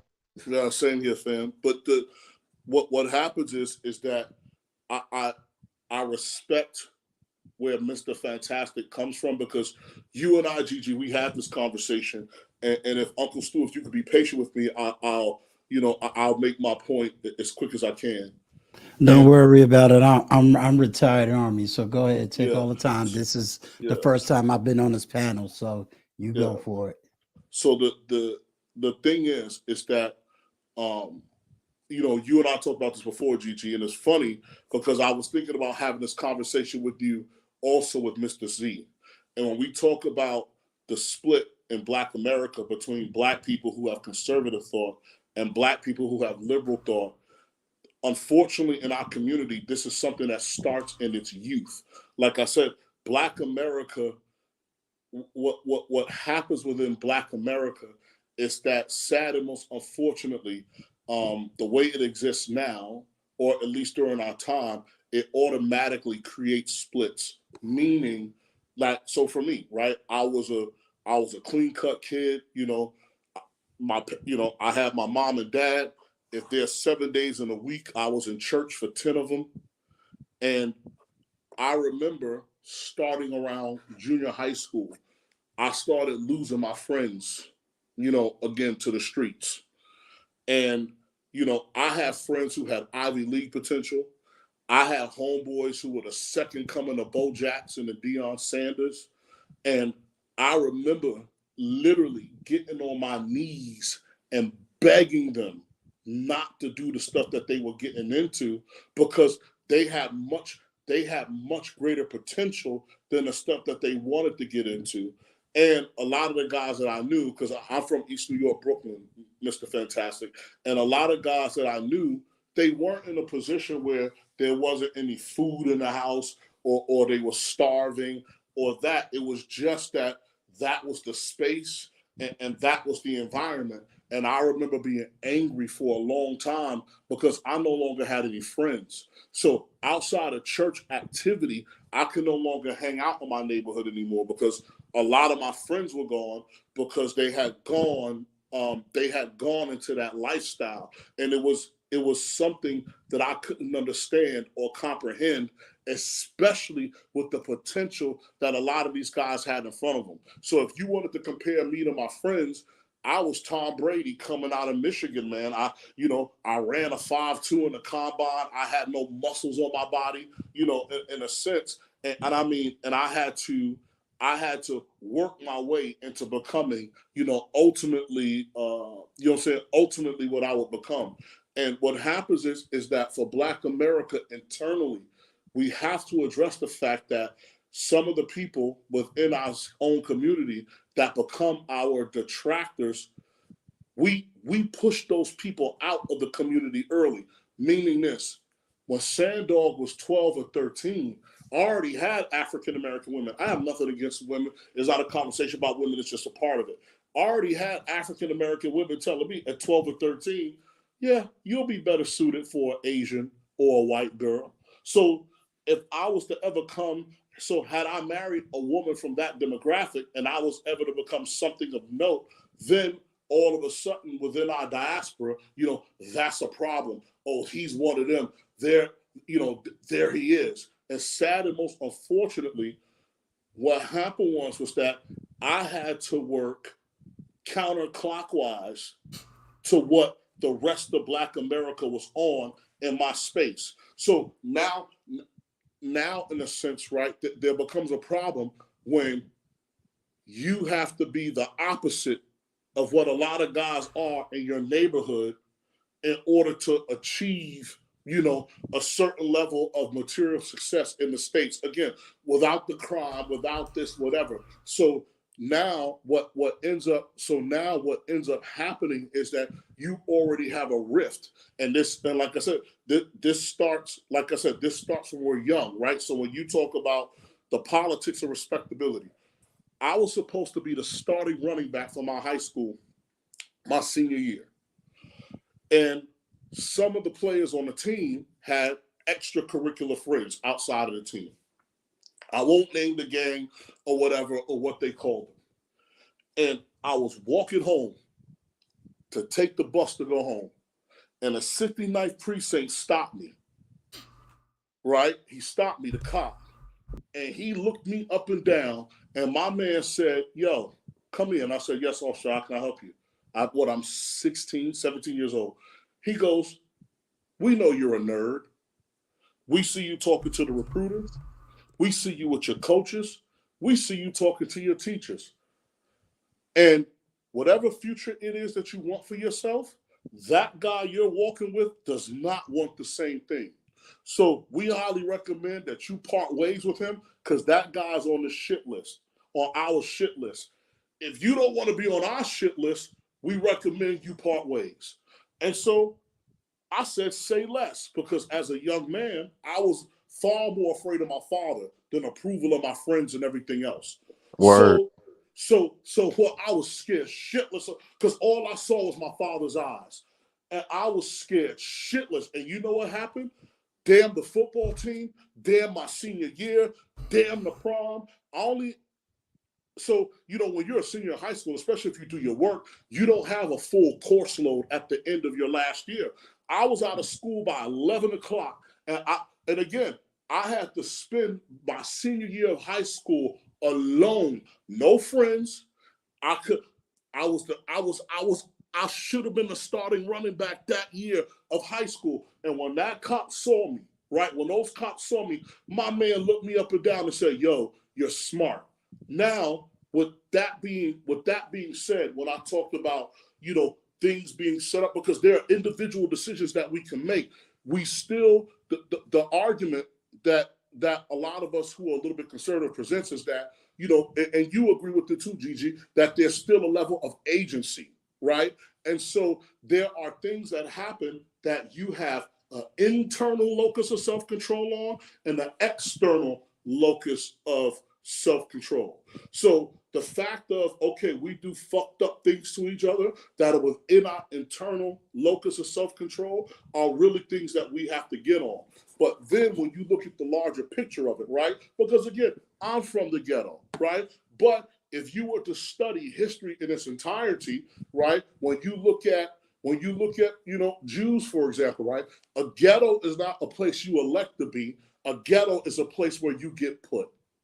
Right? You get put into the ghetto. So now when you look at the bigger scope of racism, so if you put me on TV and I was to talk about racism, I'm not talking out of my feelings. I'm going to open up a finance and economic book, right? Because again, in finance, which is my major, when you open up that book, the first thing you learn about is the time value of money, right? So now if the rest of America is being subsidized into the middle class, and I'm not, that means that they have started a race, right? And I'm not running. So this is how African Americans, in a sense, have gotten lapped, right? So it's not that we haven't done shit. It's not that we're not shit, right?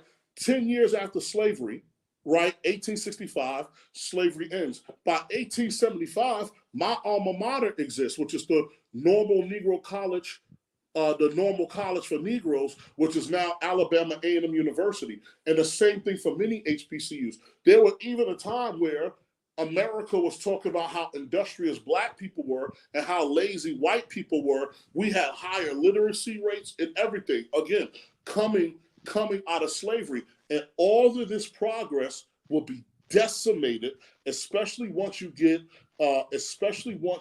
to a Jim Crow South after Reconstruction, right? So when people say, well, how come Black people don't do this, that, and the third? So you got dudes inventing the light bulbs, building Washington, D.C., Chicago, building schools and everything else. And at the end of the day, what happens is a system like racism is not designed to compete. It's protectionist in nature. It doesn't. So let me stop you right there, saying dog, Yeah. because I don't want you to dominate the conversation and not have anybody have the capacity to say. But I fuck with you, I rock with you heavy, and I'm wondering when you're gonna come on again and get on the show and do one of your Thursday night grooves. You know what I'm saying? I'm wondering. You ain't hit me up yet. For Zach, dog, this Thursday, and I'll shut up, dog, because I just wanted to share with my brother Fantastic and the panel in terms of how it's both ways. I promise you, I'm about to shut up because I feel where Fantastic is coming from, and like I said, and I'm looking at the chat and his points, like I said, his points are valid. But the thing about it is just that, all of us are former military, and I'll make this point and I'll shut up. So just look at the last few points that I made about Black America. And those of us who are military understand what it is to zero a weapon, right? So when you're zero a weapon, you're calibrating the sight to to your stance, to how, you know, again, whether you're fighting prone position, standing up, or whatever. So you're calibrating the weapon for your use. And so what happens is that Black America was calibrated by the system from the rip to be a weapon that misfired and it sucks, right? And so what we're going to have to do at some point is we're going to have to go back to mechanical zero and calibrate that weapon, because at the end of the day, as we all know, once a bullet is fired, right, that inertia, it has to hit its target before you can see the targets and make adjustments. So we have our misfires, but you also have to understand historically how we've been calibrated. So if you know this, that those of us who are born in Gen X, technically speaking, we're the first Black people that have been born free, because your parents and your grandparents for damn sure grew up in Jim Crow. And if they grew up in Jim Crow, your mom and dad might have had an 8th grade education. So if you go back to early Gen X, and I'm shutting up, remember when we were kids, graduated from high school was all the craze. Get a high school diploma, because at that particular time, right, a lot of Americans didn't have it. And a lot of that would have to do, especially from our demographic, with Jim Crow and poverty. So it's both ways. It's between and it's betwixt. And I am with Mr. Fantastic saying that we got shit to do. But ultimately, in the macro of things, we have to get an understanding of why we're fucking up to get the mechanical zero. Thank you, guys. I'm shutting up. Hey, man, thank you, dog. Rude to the bros, man. Appreciate your contribution, dog. Let me just say this, right? So, you know, I've always said that, you know, like, we're dealing with systems and we're responding to systems, but at the same time, we have to exercise agency and personal responsibility within the confines of the system. I'm not making an excuse. I'm just describing objective conditions which obtain, which lead to suboptimal outcomes. Now, we need better. We need to do better. Not saying that we should just sit on our hands and make excuses and not try to improve, okay? But I'm also saying, though, don't throw the baby out with the bathwater. Some of these guys who might be backwards at time T1 can change their behavior. Like, even in the Bible, you know, that conservative theological tradition, man, there are converts. There are people who go from being sinners who get venerated, you know, as saints. Now, I know it's metaphysical and all of this kind of shit. I'm not asking you to subscribe to the fantastical if you're an atheist, Marxist, or whatever the fucking case may be. All I'm saying is that there's a tradition in the world, right, where people learn from their mistakes, clean up their act, and become all the more better for it, okay? So, Uncle Stu, man, would you please bless us with some knowledge, man, some info? Yes, first of all, let me just say thank you for allowing me on your panel and to take part in this conversation. Number one, I too am from New York. And really what I'm responding to is certain things that you have said, and I'm not here to debate. And now I have to add what the gentleman above me have said. I think one of the first pathologies is that we got to stop acting like we only have one history and that we only have one culture. What do I mean?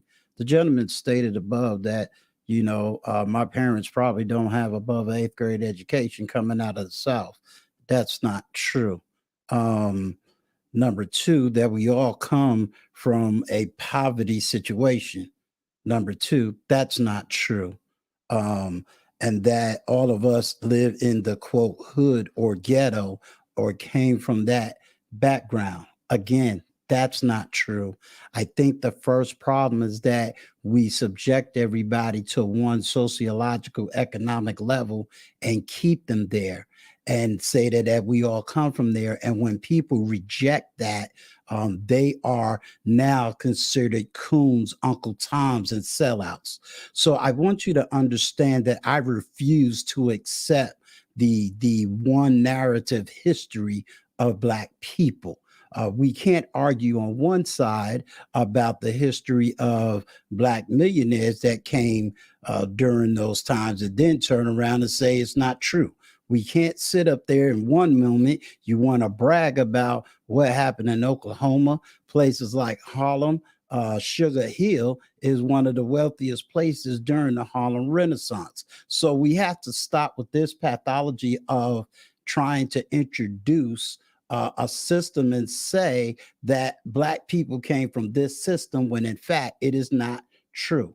There are some that may have came from a poverty situation. There are others that came up in a middle class situation. There are others that came up in a wealthy situation. We need to acknowledge that and allow that to be a part of the entire culture. How do we know this? As an example, Ebony magazine, when it first got started, what was its main point? Bringing up, showing many people in the United States, Black people who was both upper middle class and at that time would have been considered wealthy.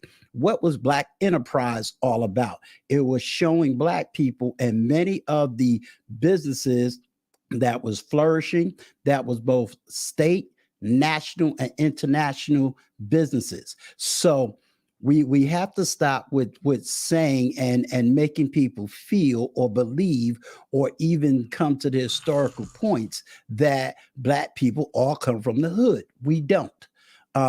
So this is one of the reasons why people who don't come from that is ostracized, considered every name in the book other than their name. This is one of the reasons why it is so hard for people to even learn another way. We throw titles on it, such as conservatism, such as, oh, these people believe in this. When in fact, could it be that you have Black people who did come from two-parent homes? And a lot of us that do come out of two-parent homes is, especially getting older, is rejected.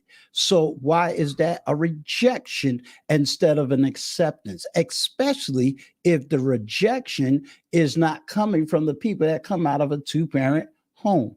I love something that you said earlier. You gave a beautiful conversation when you were speaking to Fantastic, and you stated how you grew up, the things that you saw, the things that you've been through, and if I'm wrong, give me a correction. It almost sounds like a stance of saying, "Hey, I'm looking for some compassion when it comes to my lifestyle," and I believe that you deserve that compassion from people that didn't come from your lifestyle. And if I'm opening up a dialogue to say, well, okay, I don't come from where you come from, tell me what you would like me to do, or how can I help you to be a better man, to be a better husband, to be, a better human in this society. And I begin to give certain things that I believe can help you or assist you.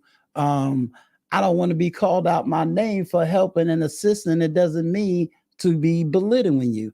And I think this is some of the experiences that I have received as somebody who do come from that background. I do understand the hood. I'm not far removed from it. But at the same time, I have done things and put things in place that can help elevate not only the intellectual conversation, but your economic status, social status, etc., without having to consistently blame everybody else for the position that we are in. It doesn't mean that African Americans who come from two-parent homes or live a certain socioeconomic status is not aware or consciously aware of their, as they would say, their personhood. They're not unaware of racism and the system of racism. Many of them live in well-to-do all Black neighborhoods. We live in a place now, 2023, we can finally be international, which means we have economic international ways of moving around. If we don't like here, we can develop our hard skills and be able to go abroad and make money abroad. So we have a lot more of freedom theoretically than, let's say, those in the past.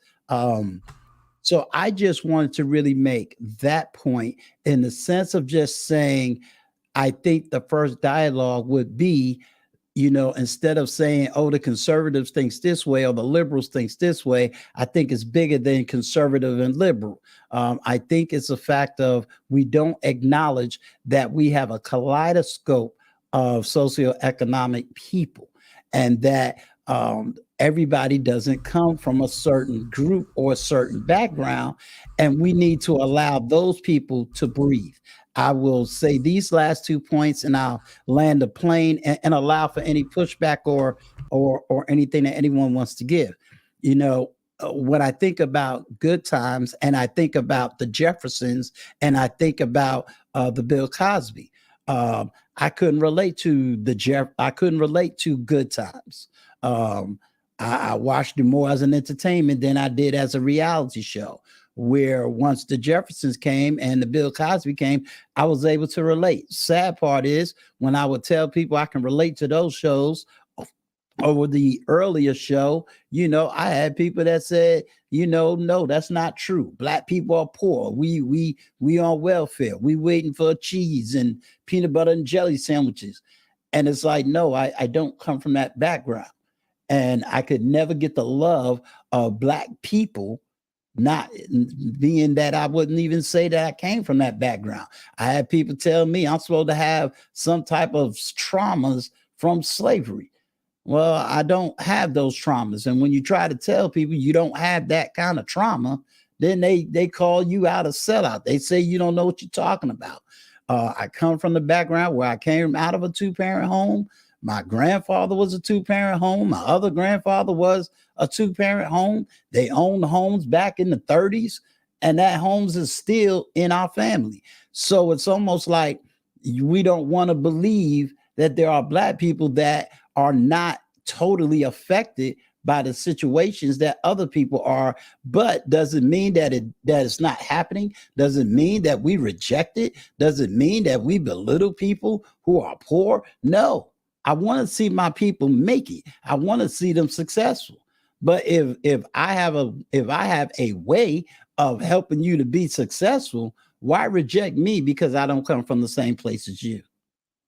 And that's all I gotta say. And can I just you said a lot there, but let Fantastic go. Then I want to get the complex design and Mighty Walk. Yeah, I just want to expound on Uncle Stu real quick, and shout out to you. Thank you again for your service too, man. Yeah, man. And I've seen you around. I don't know if I've ever been on one of your panels, but I've definitely seen you around. So shout out to you too. So. I appreciate you. So I like to expound on what he said. And again, like I said, this is a part of the wisdom, because I know we go hard on the old niggas. No disrespect, Uncle Stu, but we go hard on the old niggas. But every now and again, you do have an old brother that's not necessarily an old nigga that has some type of wisdom, right? And the issue and problem is, again, he's stating what I'm saying. So this is something that even existed way before me. And it's that disconnection between, if you do not have the one prototypical Black experience, you're an outcast. Even to the point of where Admiral Smoke said it, right? Still, even if you come from that and then you have a different mindset, even if you're of the hood, I like to say from the hood, but not of the hood, you're still an outcast, right? And you understand and to do something better. You have the mindset to where I'm not going to become a victim or, of my circumstance, right? Or, the casualty to my environment. Something's wrong with you. So this is where that disconnect starts. Two opposite ends of the same spectrum, to where even if you're not of it, you're not disrespected, right? If you're complete total beginnings, right? But even if you're in it and then you don't succumb to it, then you're still not respected. And that story never gets heard, because if and when you say it, like Uncle Stu was saying, and to a degree what Admiral Smoke was saying, it's something wrong with you. That's the issue and problem, where we had way too much time to be able to turn around and fix it.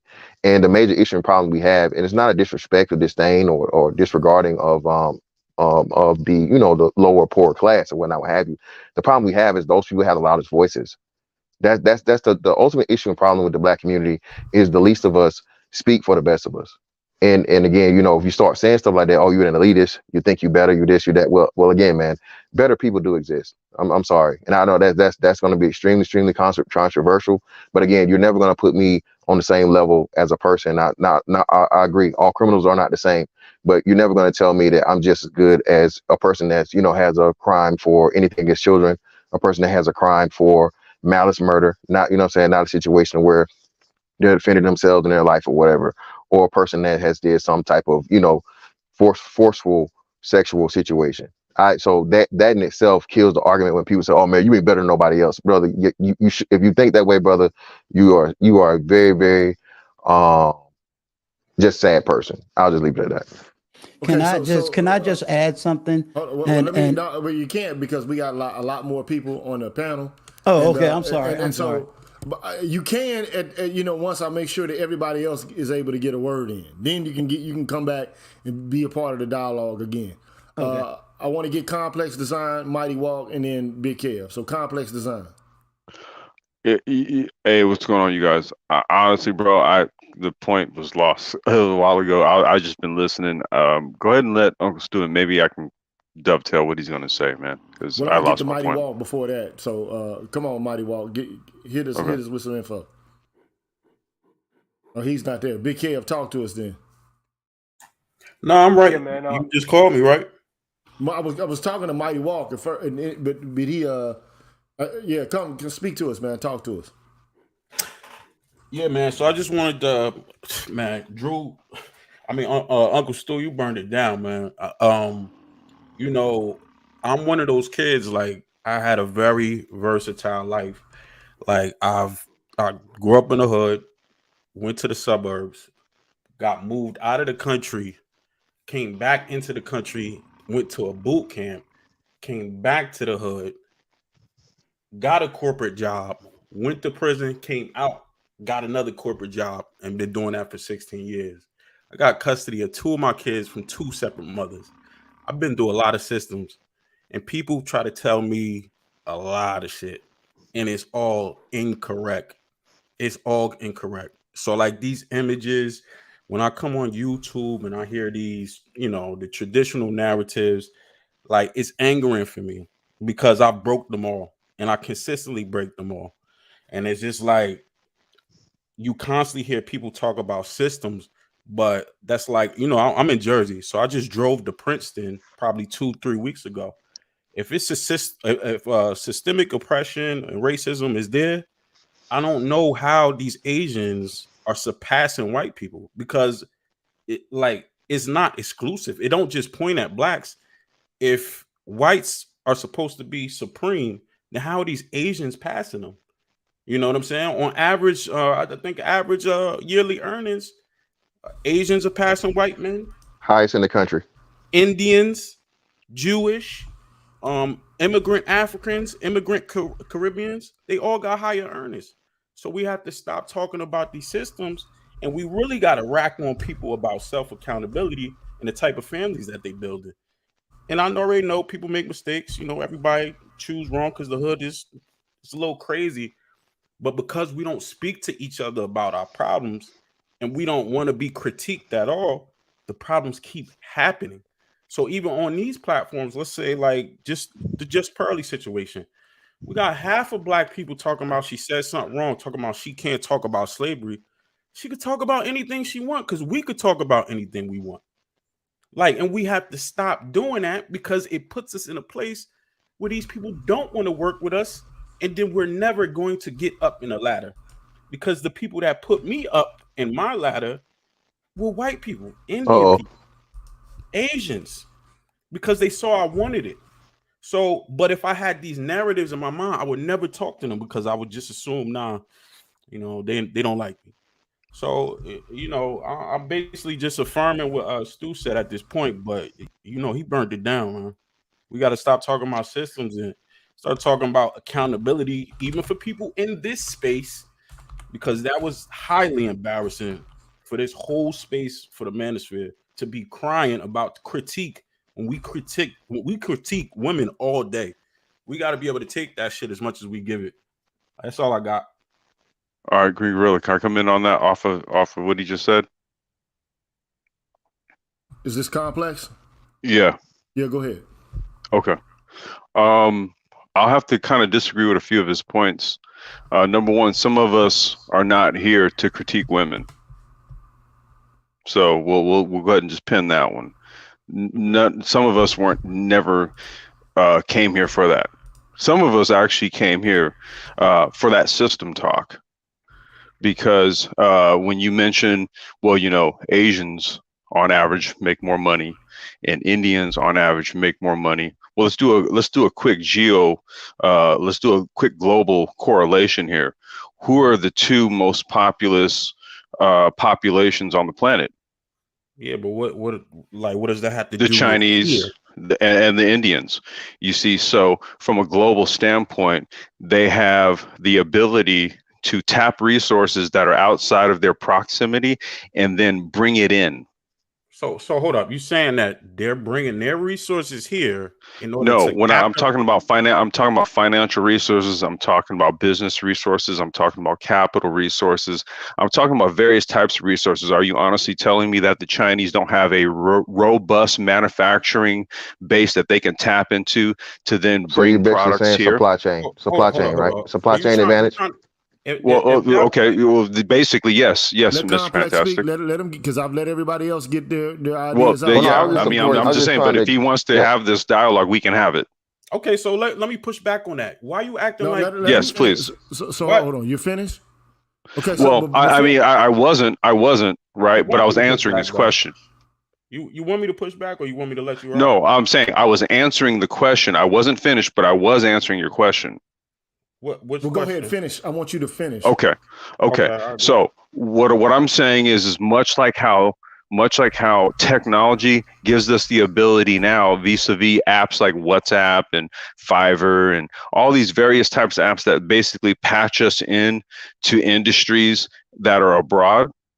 Okay, that now gives us the ability to get into the game much like how they do. So that answers the question, well, how is it that they're able to do this per capita? And I'm saying, well, in their homelands, they are the most populous nations on the planet.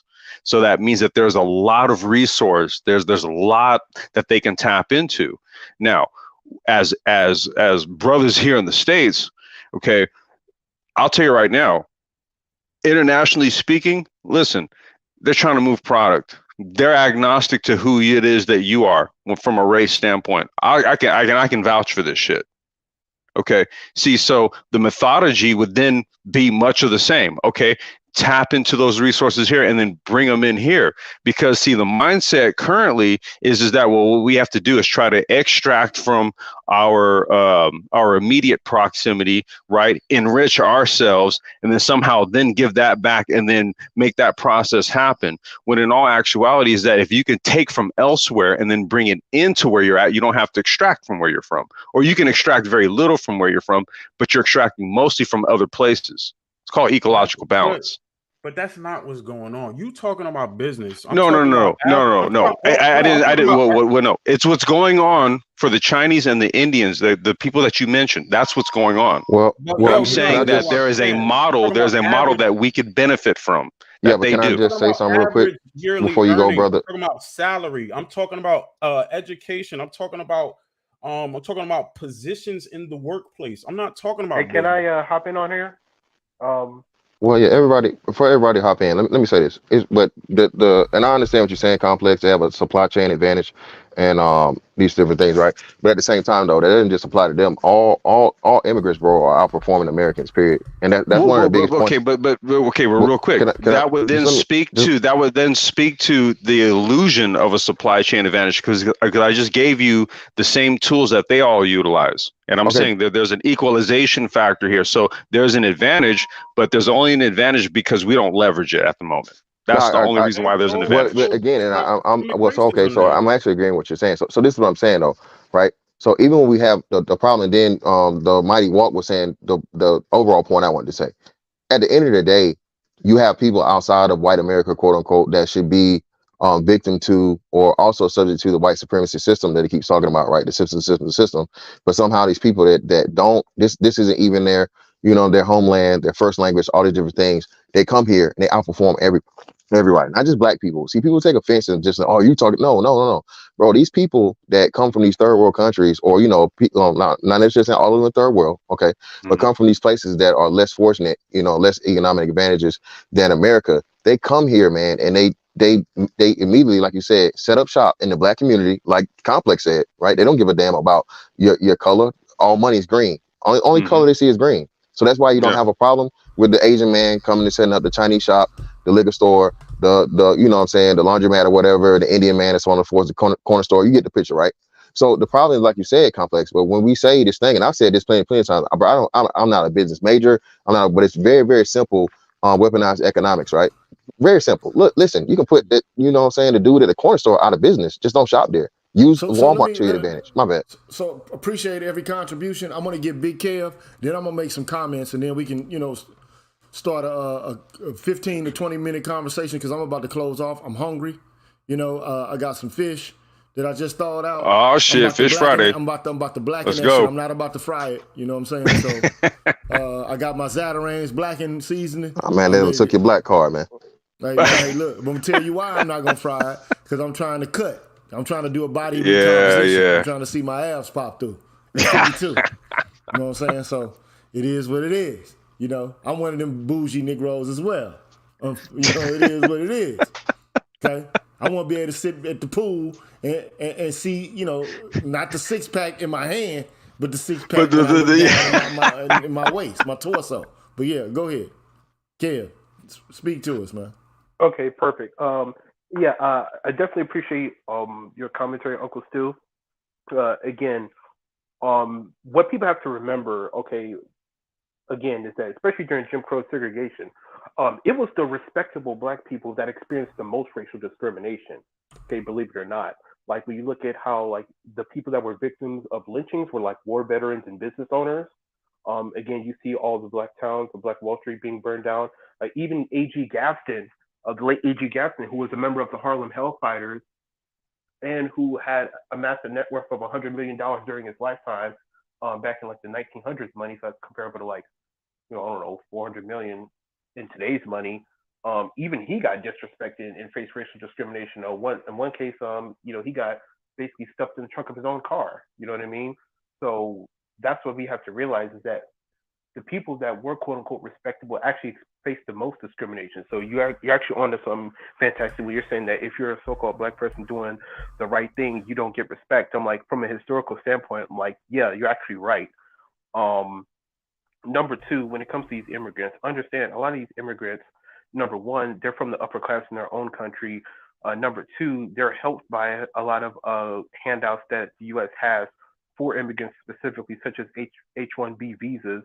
Okay, and then number three, they usually major in STEM, some type of STEM. For example, like coding or like high finance, or being like a surgeon or like a doctor or something like that, or like being a lawyer from like a tier 14 law school. That's the reason why you see these immigrants making more money on average. Like they go straight for the high paying jobs off rip. So, and then going back to what you're saying about the poorest people being the representative of us, again, the issue is not so much the fact that some of us are poor. The issue is not the fact that that they need to fight against racial discrimination. The problem is that, and I think ironically, Tariq Nasheed talked about this. It's called, when he called it dusty behavior enabling, where because we've experienced a lot of racial discrimination, what we do is that instead of using that as a way for us to basically go out of way to be kindful and respectful towards one another, we use that as an excuse to basically fuck each other over. And what happens is that the people that are the worst offenders, we think coddling them is going to make them into a better person. In reality, it just gets progressively worse and worse and worse and worse and worse. Again, we have situations where a woman that's like an abusive single mother can get more sympathy than a single childless so-called Black woman that has like a mild political disagreement with somebody on the left or the right. You know what I mean? Like, that's the problem. So let me wait. You said wait. What did you say the problem was? I said the problem is not the fact. Put it like this: the problem isn't pointing out the racial discrimination. The problem is that when we talk about the history of like racial discrimination, the problem is that we use that as an excuse, as a crutch to justify fucking each other over, or basically being on some bullshit. That's the problem. Okay. What was the point that you made about STEM? What was that? I said most of these immigrants that make the most money, they major in STEM. Like they come here. Interesting. Yeah. So let me just say some things, because I want to respond to, because there was a lot that was just said. Okay, from Sandog to Uncle Stu to the Mighty Walk, to Big Kev. I think somebody else dropped out, if I'm not mistaken, or maybe nobody did drop out. I can't recall. But the one thing I want to say is that when you look at, and this is why I pulled this document up, income inequality in the U.S. is rising most rapidly among Asians. Just like Uncle Stu was saying that, like there's no monolithic Black America. I mean, like socioeconomically, it's a heterogeneous group. The same goes for Asians. Not all of them are just banking cash and are living, in the lap of luxury. It's just not true. It's a lot of poor ass Asian folks, a lot of dumb ass Asian folks, but we'll never know it because they get presented as a minority. Okay. No, Green Gorilla. To be in all honesty, that has a lot to do with the changing scope of global business. Okay, because you have a lot of nations that are pulled their money and their investment out of manufacturing in China and have put it elsewhere. Primarily places like Taiwan, Vietnam, places like that. Okay. You see, so China's kind of been hit from that angle when it comes to that. And what I'm telling you is that, see, being here in Southern California, we have ports that are here right off of Long Beach. Okay. So that's one of the main ports here on the West Coast. It's going to be Long Beach, and then you have the other one up in Oakland. But see, if we focus on SoCal, okay, in places like City of Industry, Walnut, Ontario, places like that, all those industrial warehouses are owned by the Chinese. And all of those warehouses are chocked full of product that came from manufacturing places there. Some of those warehouses warehouse some of the e-bikes and scooters that I bring over from there, the ones that we don't build. Okay, but what you have is you've had a pullout financially of a lot of companies from a lot of countries doing business over there because of all of this geopolitical stuff that's going on here. And so a lot of the people that were making a lot of money, i.e. Asians, they worked for firms that were connected to China, vis-a-vis the supply chain aspect that Mr. Fantastic had brought up just a little while ago. And this is what I was trying to illustrate. So look, Mr. Fantastic, he's just dropped out of the conversation. Shout out to him for agreeing to have the conversation in the first place. Oh, okay, he left. Okay. Yeah, he left, but appreciate that he came and had the conversation in the first place. Because he didn't have to come, you know what I'm saying? So one of the things I'm trying to do is foster bridging in the Black manosphere, as opposed to, bonding and everybody getting into their different enclaves and being chaotic and hurling and lashing insults at each other.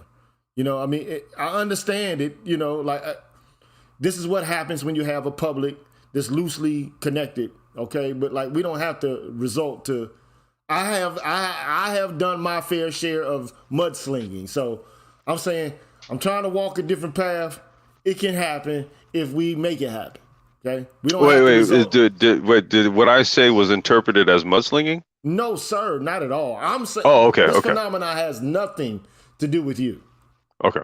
At all. Or the conversation you're having with the Mighty Walk. I'm talking about, some gutter nigga shit has happened in the Black manosphere. Come on, bro. But see, really, here's the thing. Here's the thing, right? The reason why I'll come up and speak to what I'm literally talking about here is because what I come here in this space and what I've always came here to do was to talk about what I was just saying, right? See, so that stuff that you're talking about, I find that it literally has no place in literally what I was just talking about a minute ago, right? I literally steer, I'm not a part of that shit, man, because honestly, it doesn't do anything for me. Not only on YouTube or in social media, but I'm saying in the real world. The things that I talk about, like literally what I'm talking about right now, right, reflect my real world activities, right? That's why I can kind of speak to it the way I do. And I think that that's what's most important. That stuff that you just mentioned, that's a waste of time. That's for people who literally don't have shit going on with their lives. What do you do? I understand. The only reason I said what I said, it had nothing to do with you. It had to do with what I perceive as different, niches within the Black manosphere having, antipathy towards one another and engaging in, less than what I would consider to be amicable conversations. So Having said all that, this has nothing to do with you. Sorry that you thought that. No, I was just basically stating, yeah, I didn't know if that had anything to do with me. That's why I was just saying, no, I'm literally just speaking matter of fact.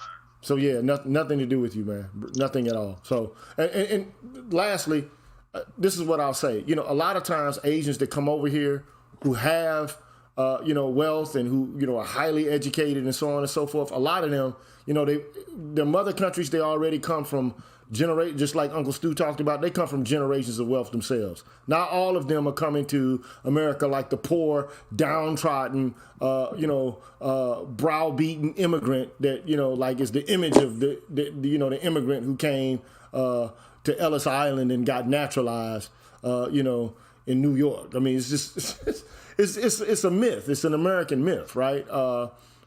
Even from Africa, a lot of the times, not saying all, but a lot of these immigrants come from wealthy families as well. I mean, they're not just downtrodden, browbeaten refugees who don't have any culture or no resources or no education. Trust me, I know plenty of Africans in that same situation. But my larger point is this, okay? Yes, the black community is a heterogeneous community. We know this, okay? I do want to kind of confirm some of what Big Kev said. And we got another participant here. I'm going for 25 to 30 minutes longer, and then that's it. But at the end of the day, well, look, I'll go ahead and drop down, Gigi. I'm gonna continue listening in, bro. But I know you got to get to that fish, fam.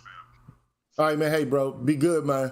You send one of them free ass bikes I can test out, man. You know what I'm saying? I'm just teasing. Just like a nigga wants something for free, right? Go ahead. Right. I was going. Next time, man, I'll cam up and I'll show you the bike, man. I'll show you the e-bike. Well, what you can do is you can give me maybe I can interview you and I can put it on my website and leave a link to where somebody can. Oh, for sure, man. We could do that, man. Hold on, I'll drop my email in the back. Hold on, before I bounce. Hold up.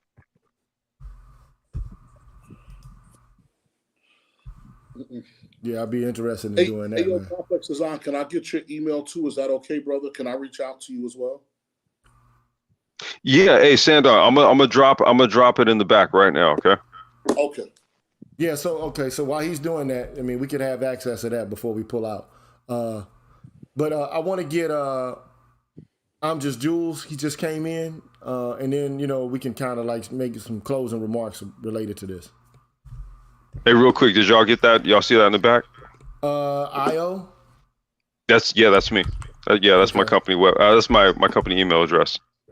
Okay, good, cool, man. What I want to do is do a write up, on your biking company, and put it on the website and have a way for people to hit links or whatever the case may be. Yeah, no, I could do all that, man. I could do referral links for you, bro. I could do all that shit. For sure, man. I appreciate it. I want to promote your product, man. That's what's up, man. I could break you off for that, man. So let's work that out. Yes, sir. We're gonna do that. We're doing okay. It.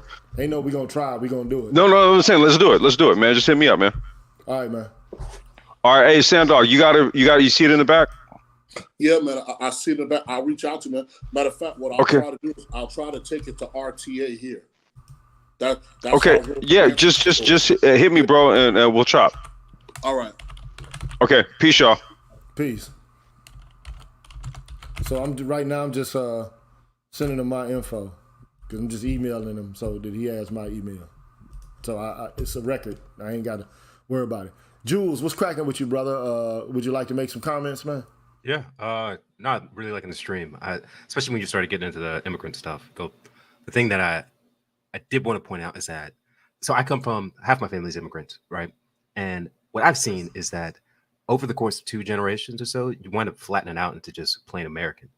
And I don't know how that's going to change over the next, 20, 30 years as the population gets more immigrant and, the makeup of the country changes a lot more.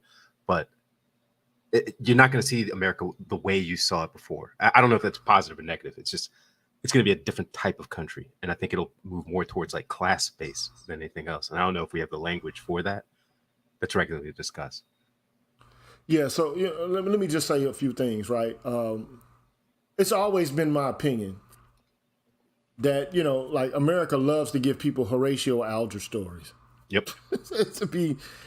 I get it. You know, I understand it. I mean, you know, ultimately what people, you know, put forth in terms of a moral argument is this, that namely, your economic status is a reflection of, you know, your work ethic.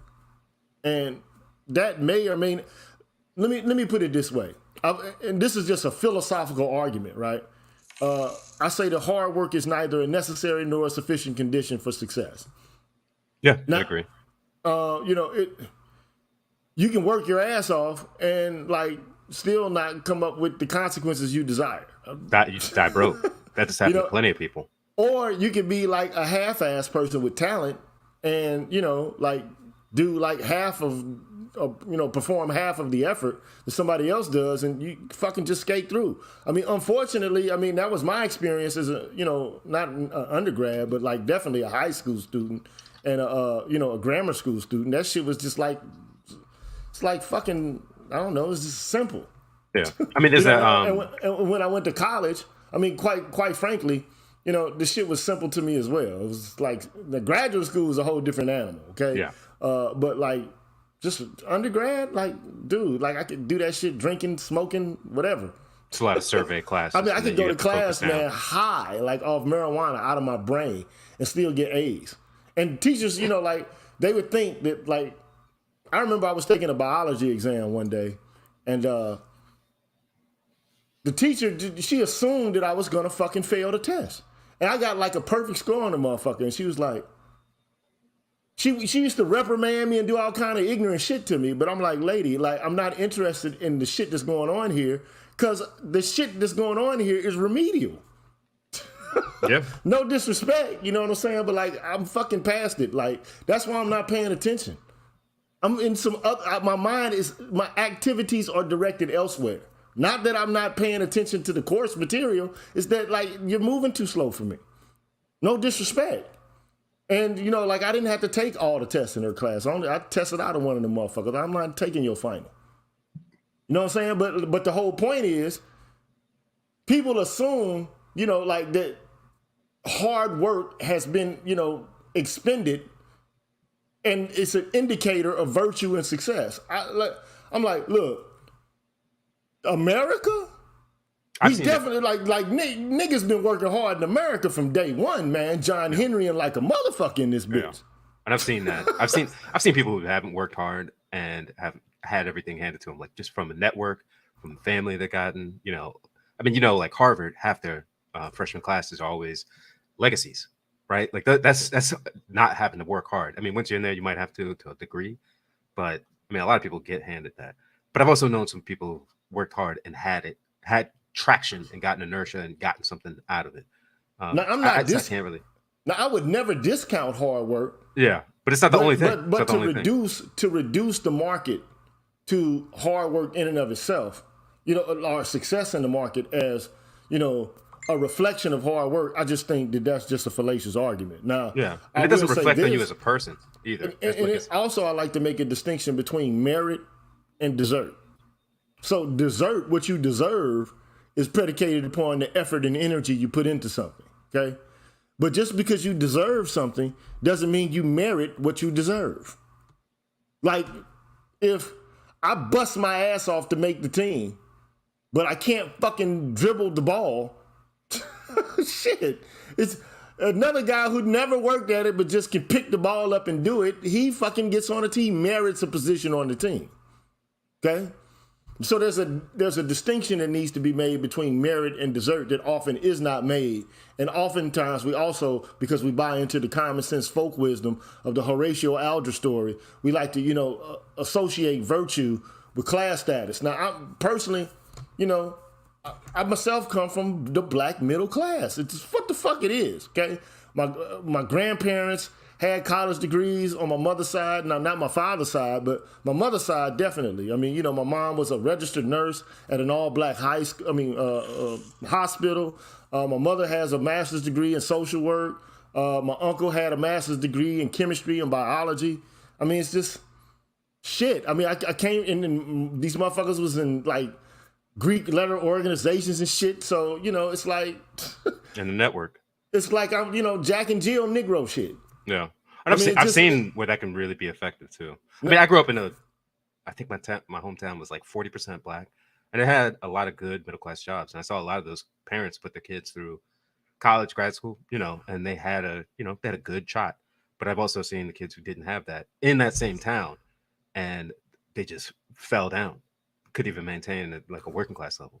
But the only problem I have with today's economy, and what scholars have been trying to get people to understand, is that black boys, black men, young men are on a downwardly mobile track.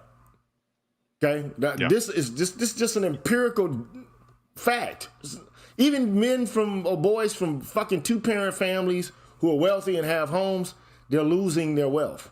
They're losing their upward mobility, and that's a problem. Okay, now this is a problem for like again, wealthy parents, 2-parent homes. It's a problem, it's an issue, okay? And the question is, what is it about the society that we live in that's creating these conditions? Now, we can talk about personal anecdotes and what's happening with us and our individual experiences, but we're looking at macro trends.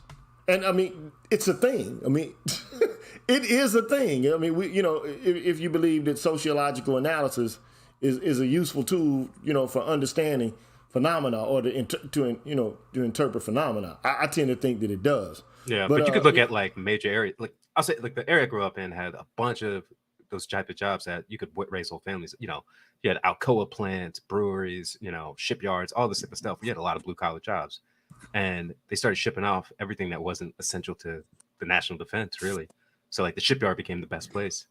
And that's why I started writing articles for my blog about the financialization of the economy so people could understand what exactly had occurred. So we've moved away from a manufacturing-based economy. Like, you remember the stories where my dad's been with the company for 25 to 30 years, and now he owns a part of it. He's like part of the ownership. Yeah. That shit ain't happening anymore. And even nowadays, those companies that used to do that got sold to like some German conglomerate or something like that. Like everything is being sold off in bits and pieces. Yeah, so we don't live in a Fordist economics, manufacturing-based economy. I'm not saying that there's no manufacturing going on in America, because that's not true. Plastics and chemical refinery is one of the most burgeoning manufacturing industries in the United States. But I mean, let's face it, man. Like, how many black folks are working at chemical plants and shit like that? Not as much as I'd like, but it's higher than you think. I mean, that's it all depends on where you live too. Yeah, I just attended a funeral in Huntsville, Alabama, and they got like a humongous chemical they have a bunch of string of stuff chemical manufacturing plants there. They got 3M. They got what's it called? Was it the National Guard? And like the U.S. has like a huge weapons depot for like Lockheed, and there's a lot of black folks that work at that. Yeah. I went to school there. Yeah, there's a bunch of stuff that's buried around there, and if you're from there and you have a good in, you can get that job. But I mean, that's like 50 people out of 10,000. But so I'm gonna drop off the stream so that I can go eat. And it's been a pleasure, and I just wanted to give what I said earlier, just to add to conversation. I appreciate you, Uncle Stu. Appreciate you for coming through, man. Yeah, man. All right. Y'all have a good one. You have a good one as well, man. That's not my stance. What I was trying to talk about was there has always been several, I know he dropped off, but there's always been several Black Americas, right? And, even before I go, what I was trying to say is that my family is those several Black Americas. So again, just like everything Uncle Stu said, I have hard skills. I live abroad. My wife is not American. My wife is Nigerian. She does not come from poverty or anything, like I said, or anything in the slightest, right? The thing is, and one day I'll do a show with Gigi, damn, now I gotta sit here and do math. Because the reason is that the most logical form of communication is mathematics. Damn, I don't feel like doing it. But and I'll say this, and then I'll shut up, because a lot of people were talking about systems, but systems and institutions are what terraform the environment, right? So at the end of the day, I am a part of a system where I saw that system topple economies and destroy infrastructure, right? And so the thing is, like I said, the thing is that it goes back to what I told you guys before, the time value of money. So it doesn't take away that Black people can't be industrious, that they can't have agency. But then the conversation becomes, when Tulsa, Oklahoma was taken away, what happened to those people? Right? When all of these Black towns that were built, the Highway Commission Act in 1955, and all of these things, what happened to these people? It goes back to what I said, man. You don't elect to be in the ghetto, you get put there. So what will happen in the future, I'll sit down and do it. And what will happen in the future, I want somebody to mathematically, not, so what I'll do is I'll take certain points of history for Black people, and I will do the math for both the economics aspect of it, and I'll do the math for the finance aspect of it. And like I said, in order to argue with me, you have to be good at math. You have to understand finance, micro and macroeconomics math. I'm going to do the math of it. This is not how Sandor feels. And ever since I came to the space, is that whenever I said talking about institutional, because, shout out to I Am Just Jules. What happens is, and I'm shutting up because I know Gigi got to get his fish.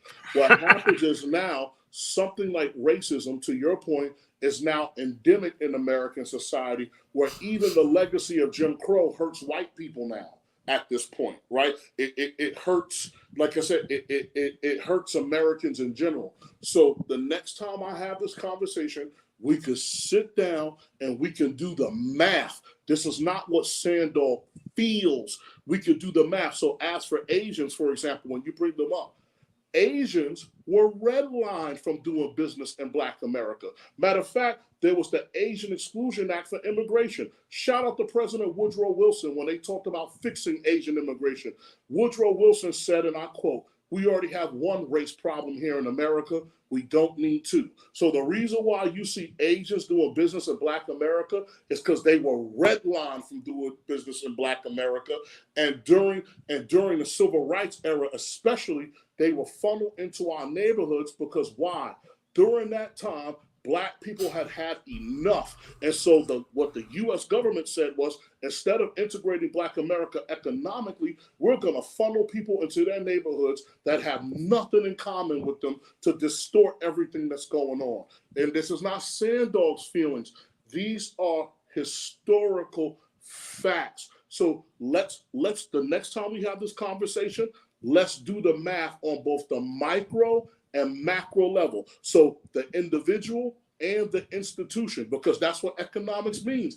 Economics is the study of scarcity. So if I facilitate scarcity, i.e. the Homestead Act, i.e. the FHA loans, i.e. the New Deal, if I facilitate scarcity and I have a permanent people that I want to, and I have a people that I want to make an underclass, this is not about what Sandor feels.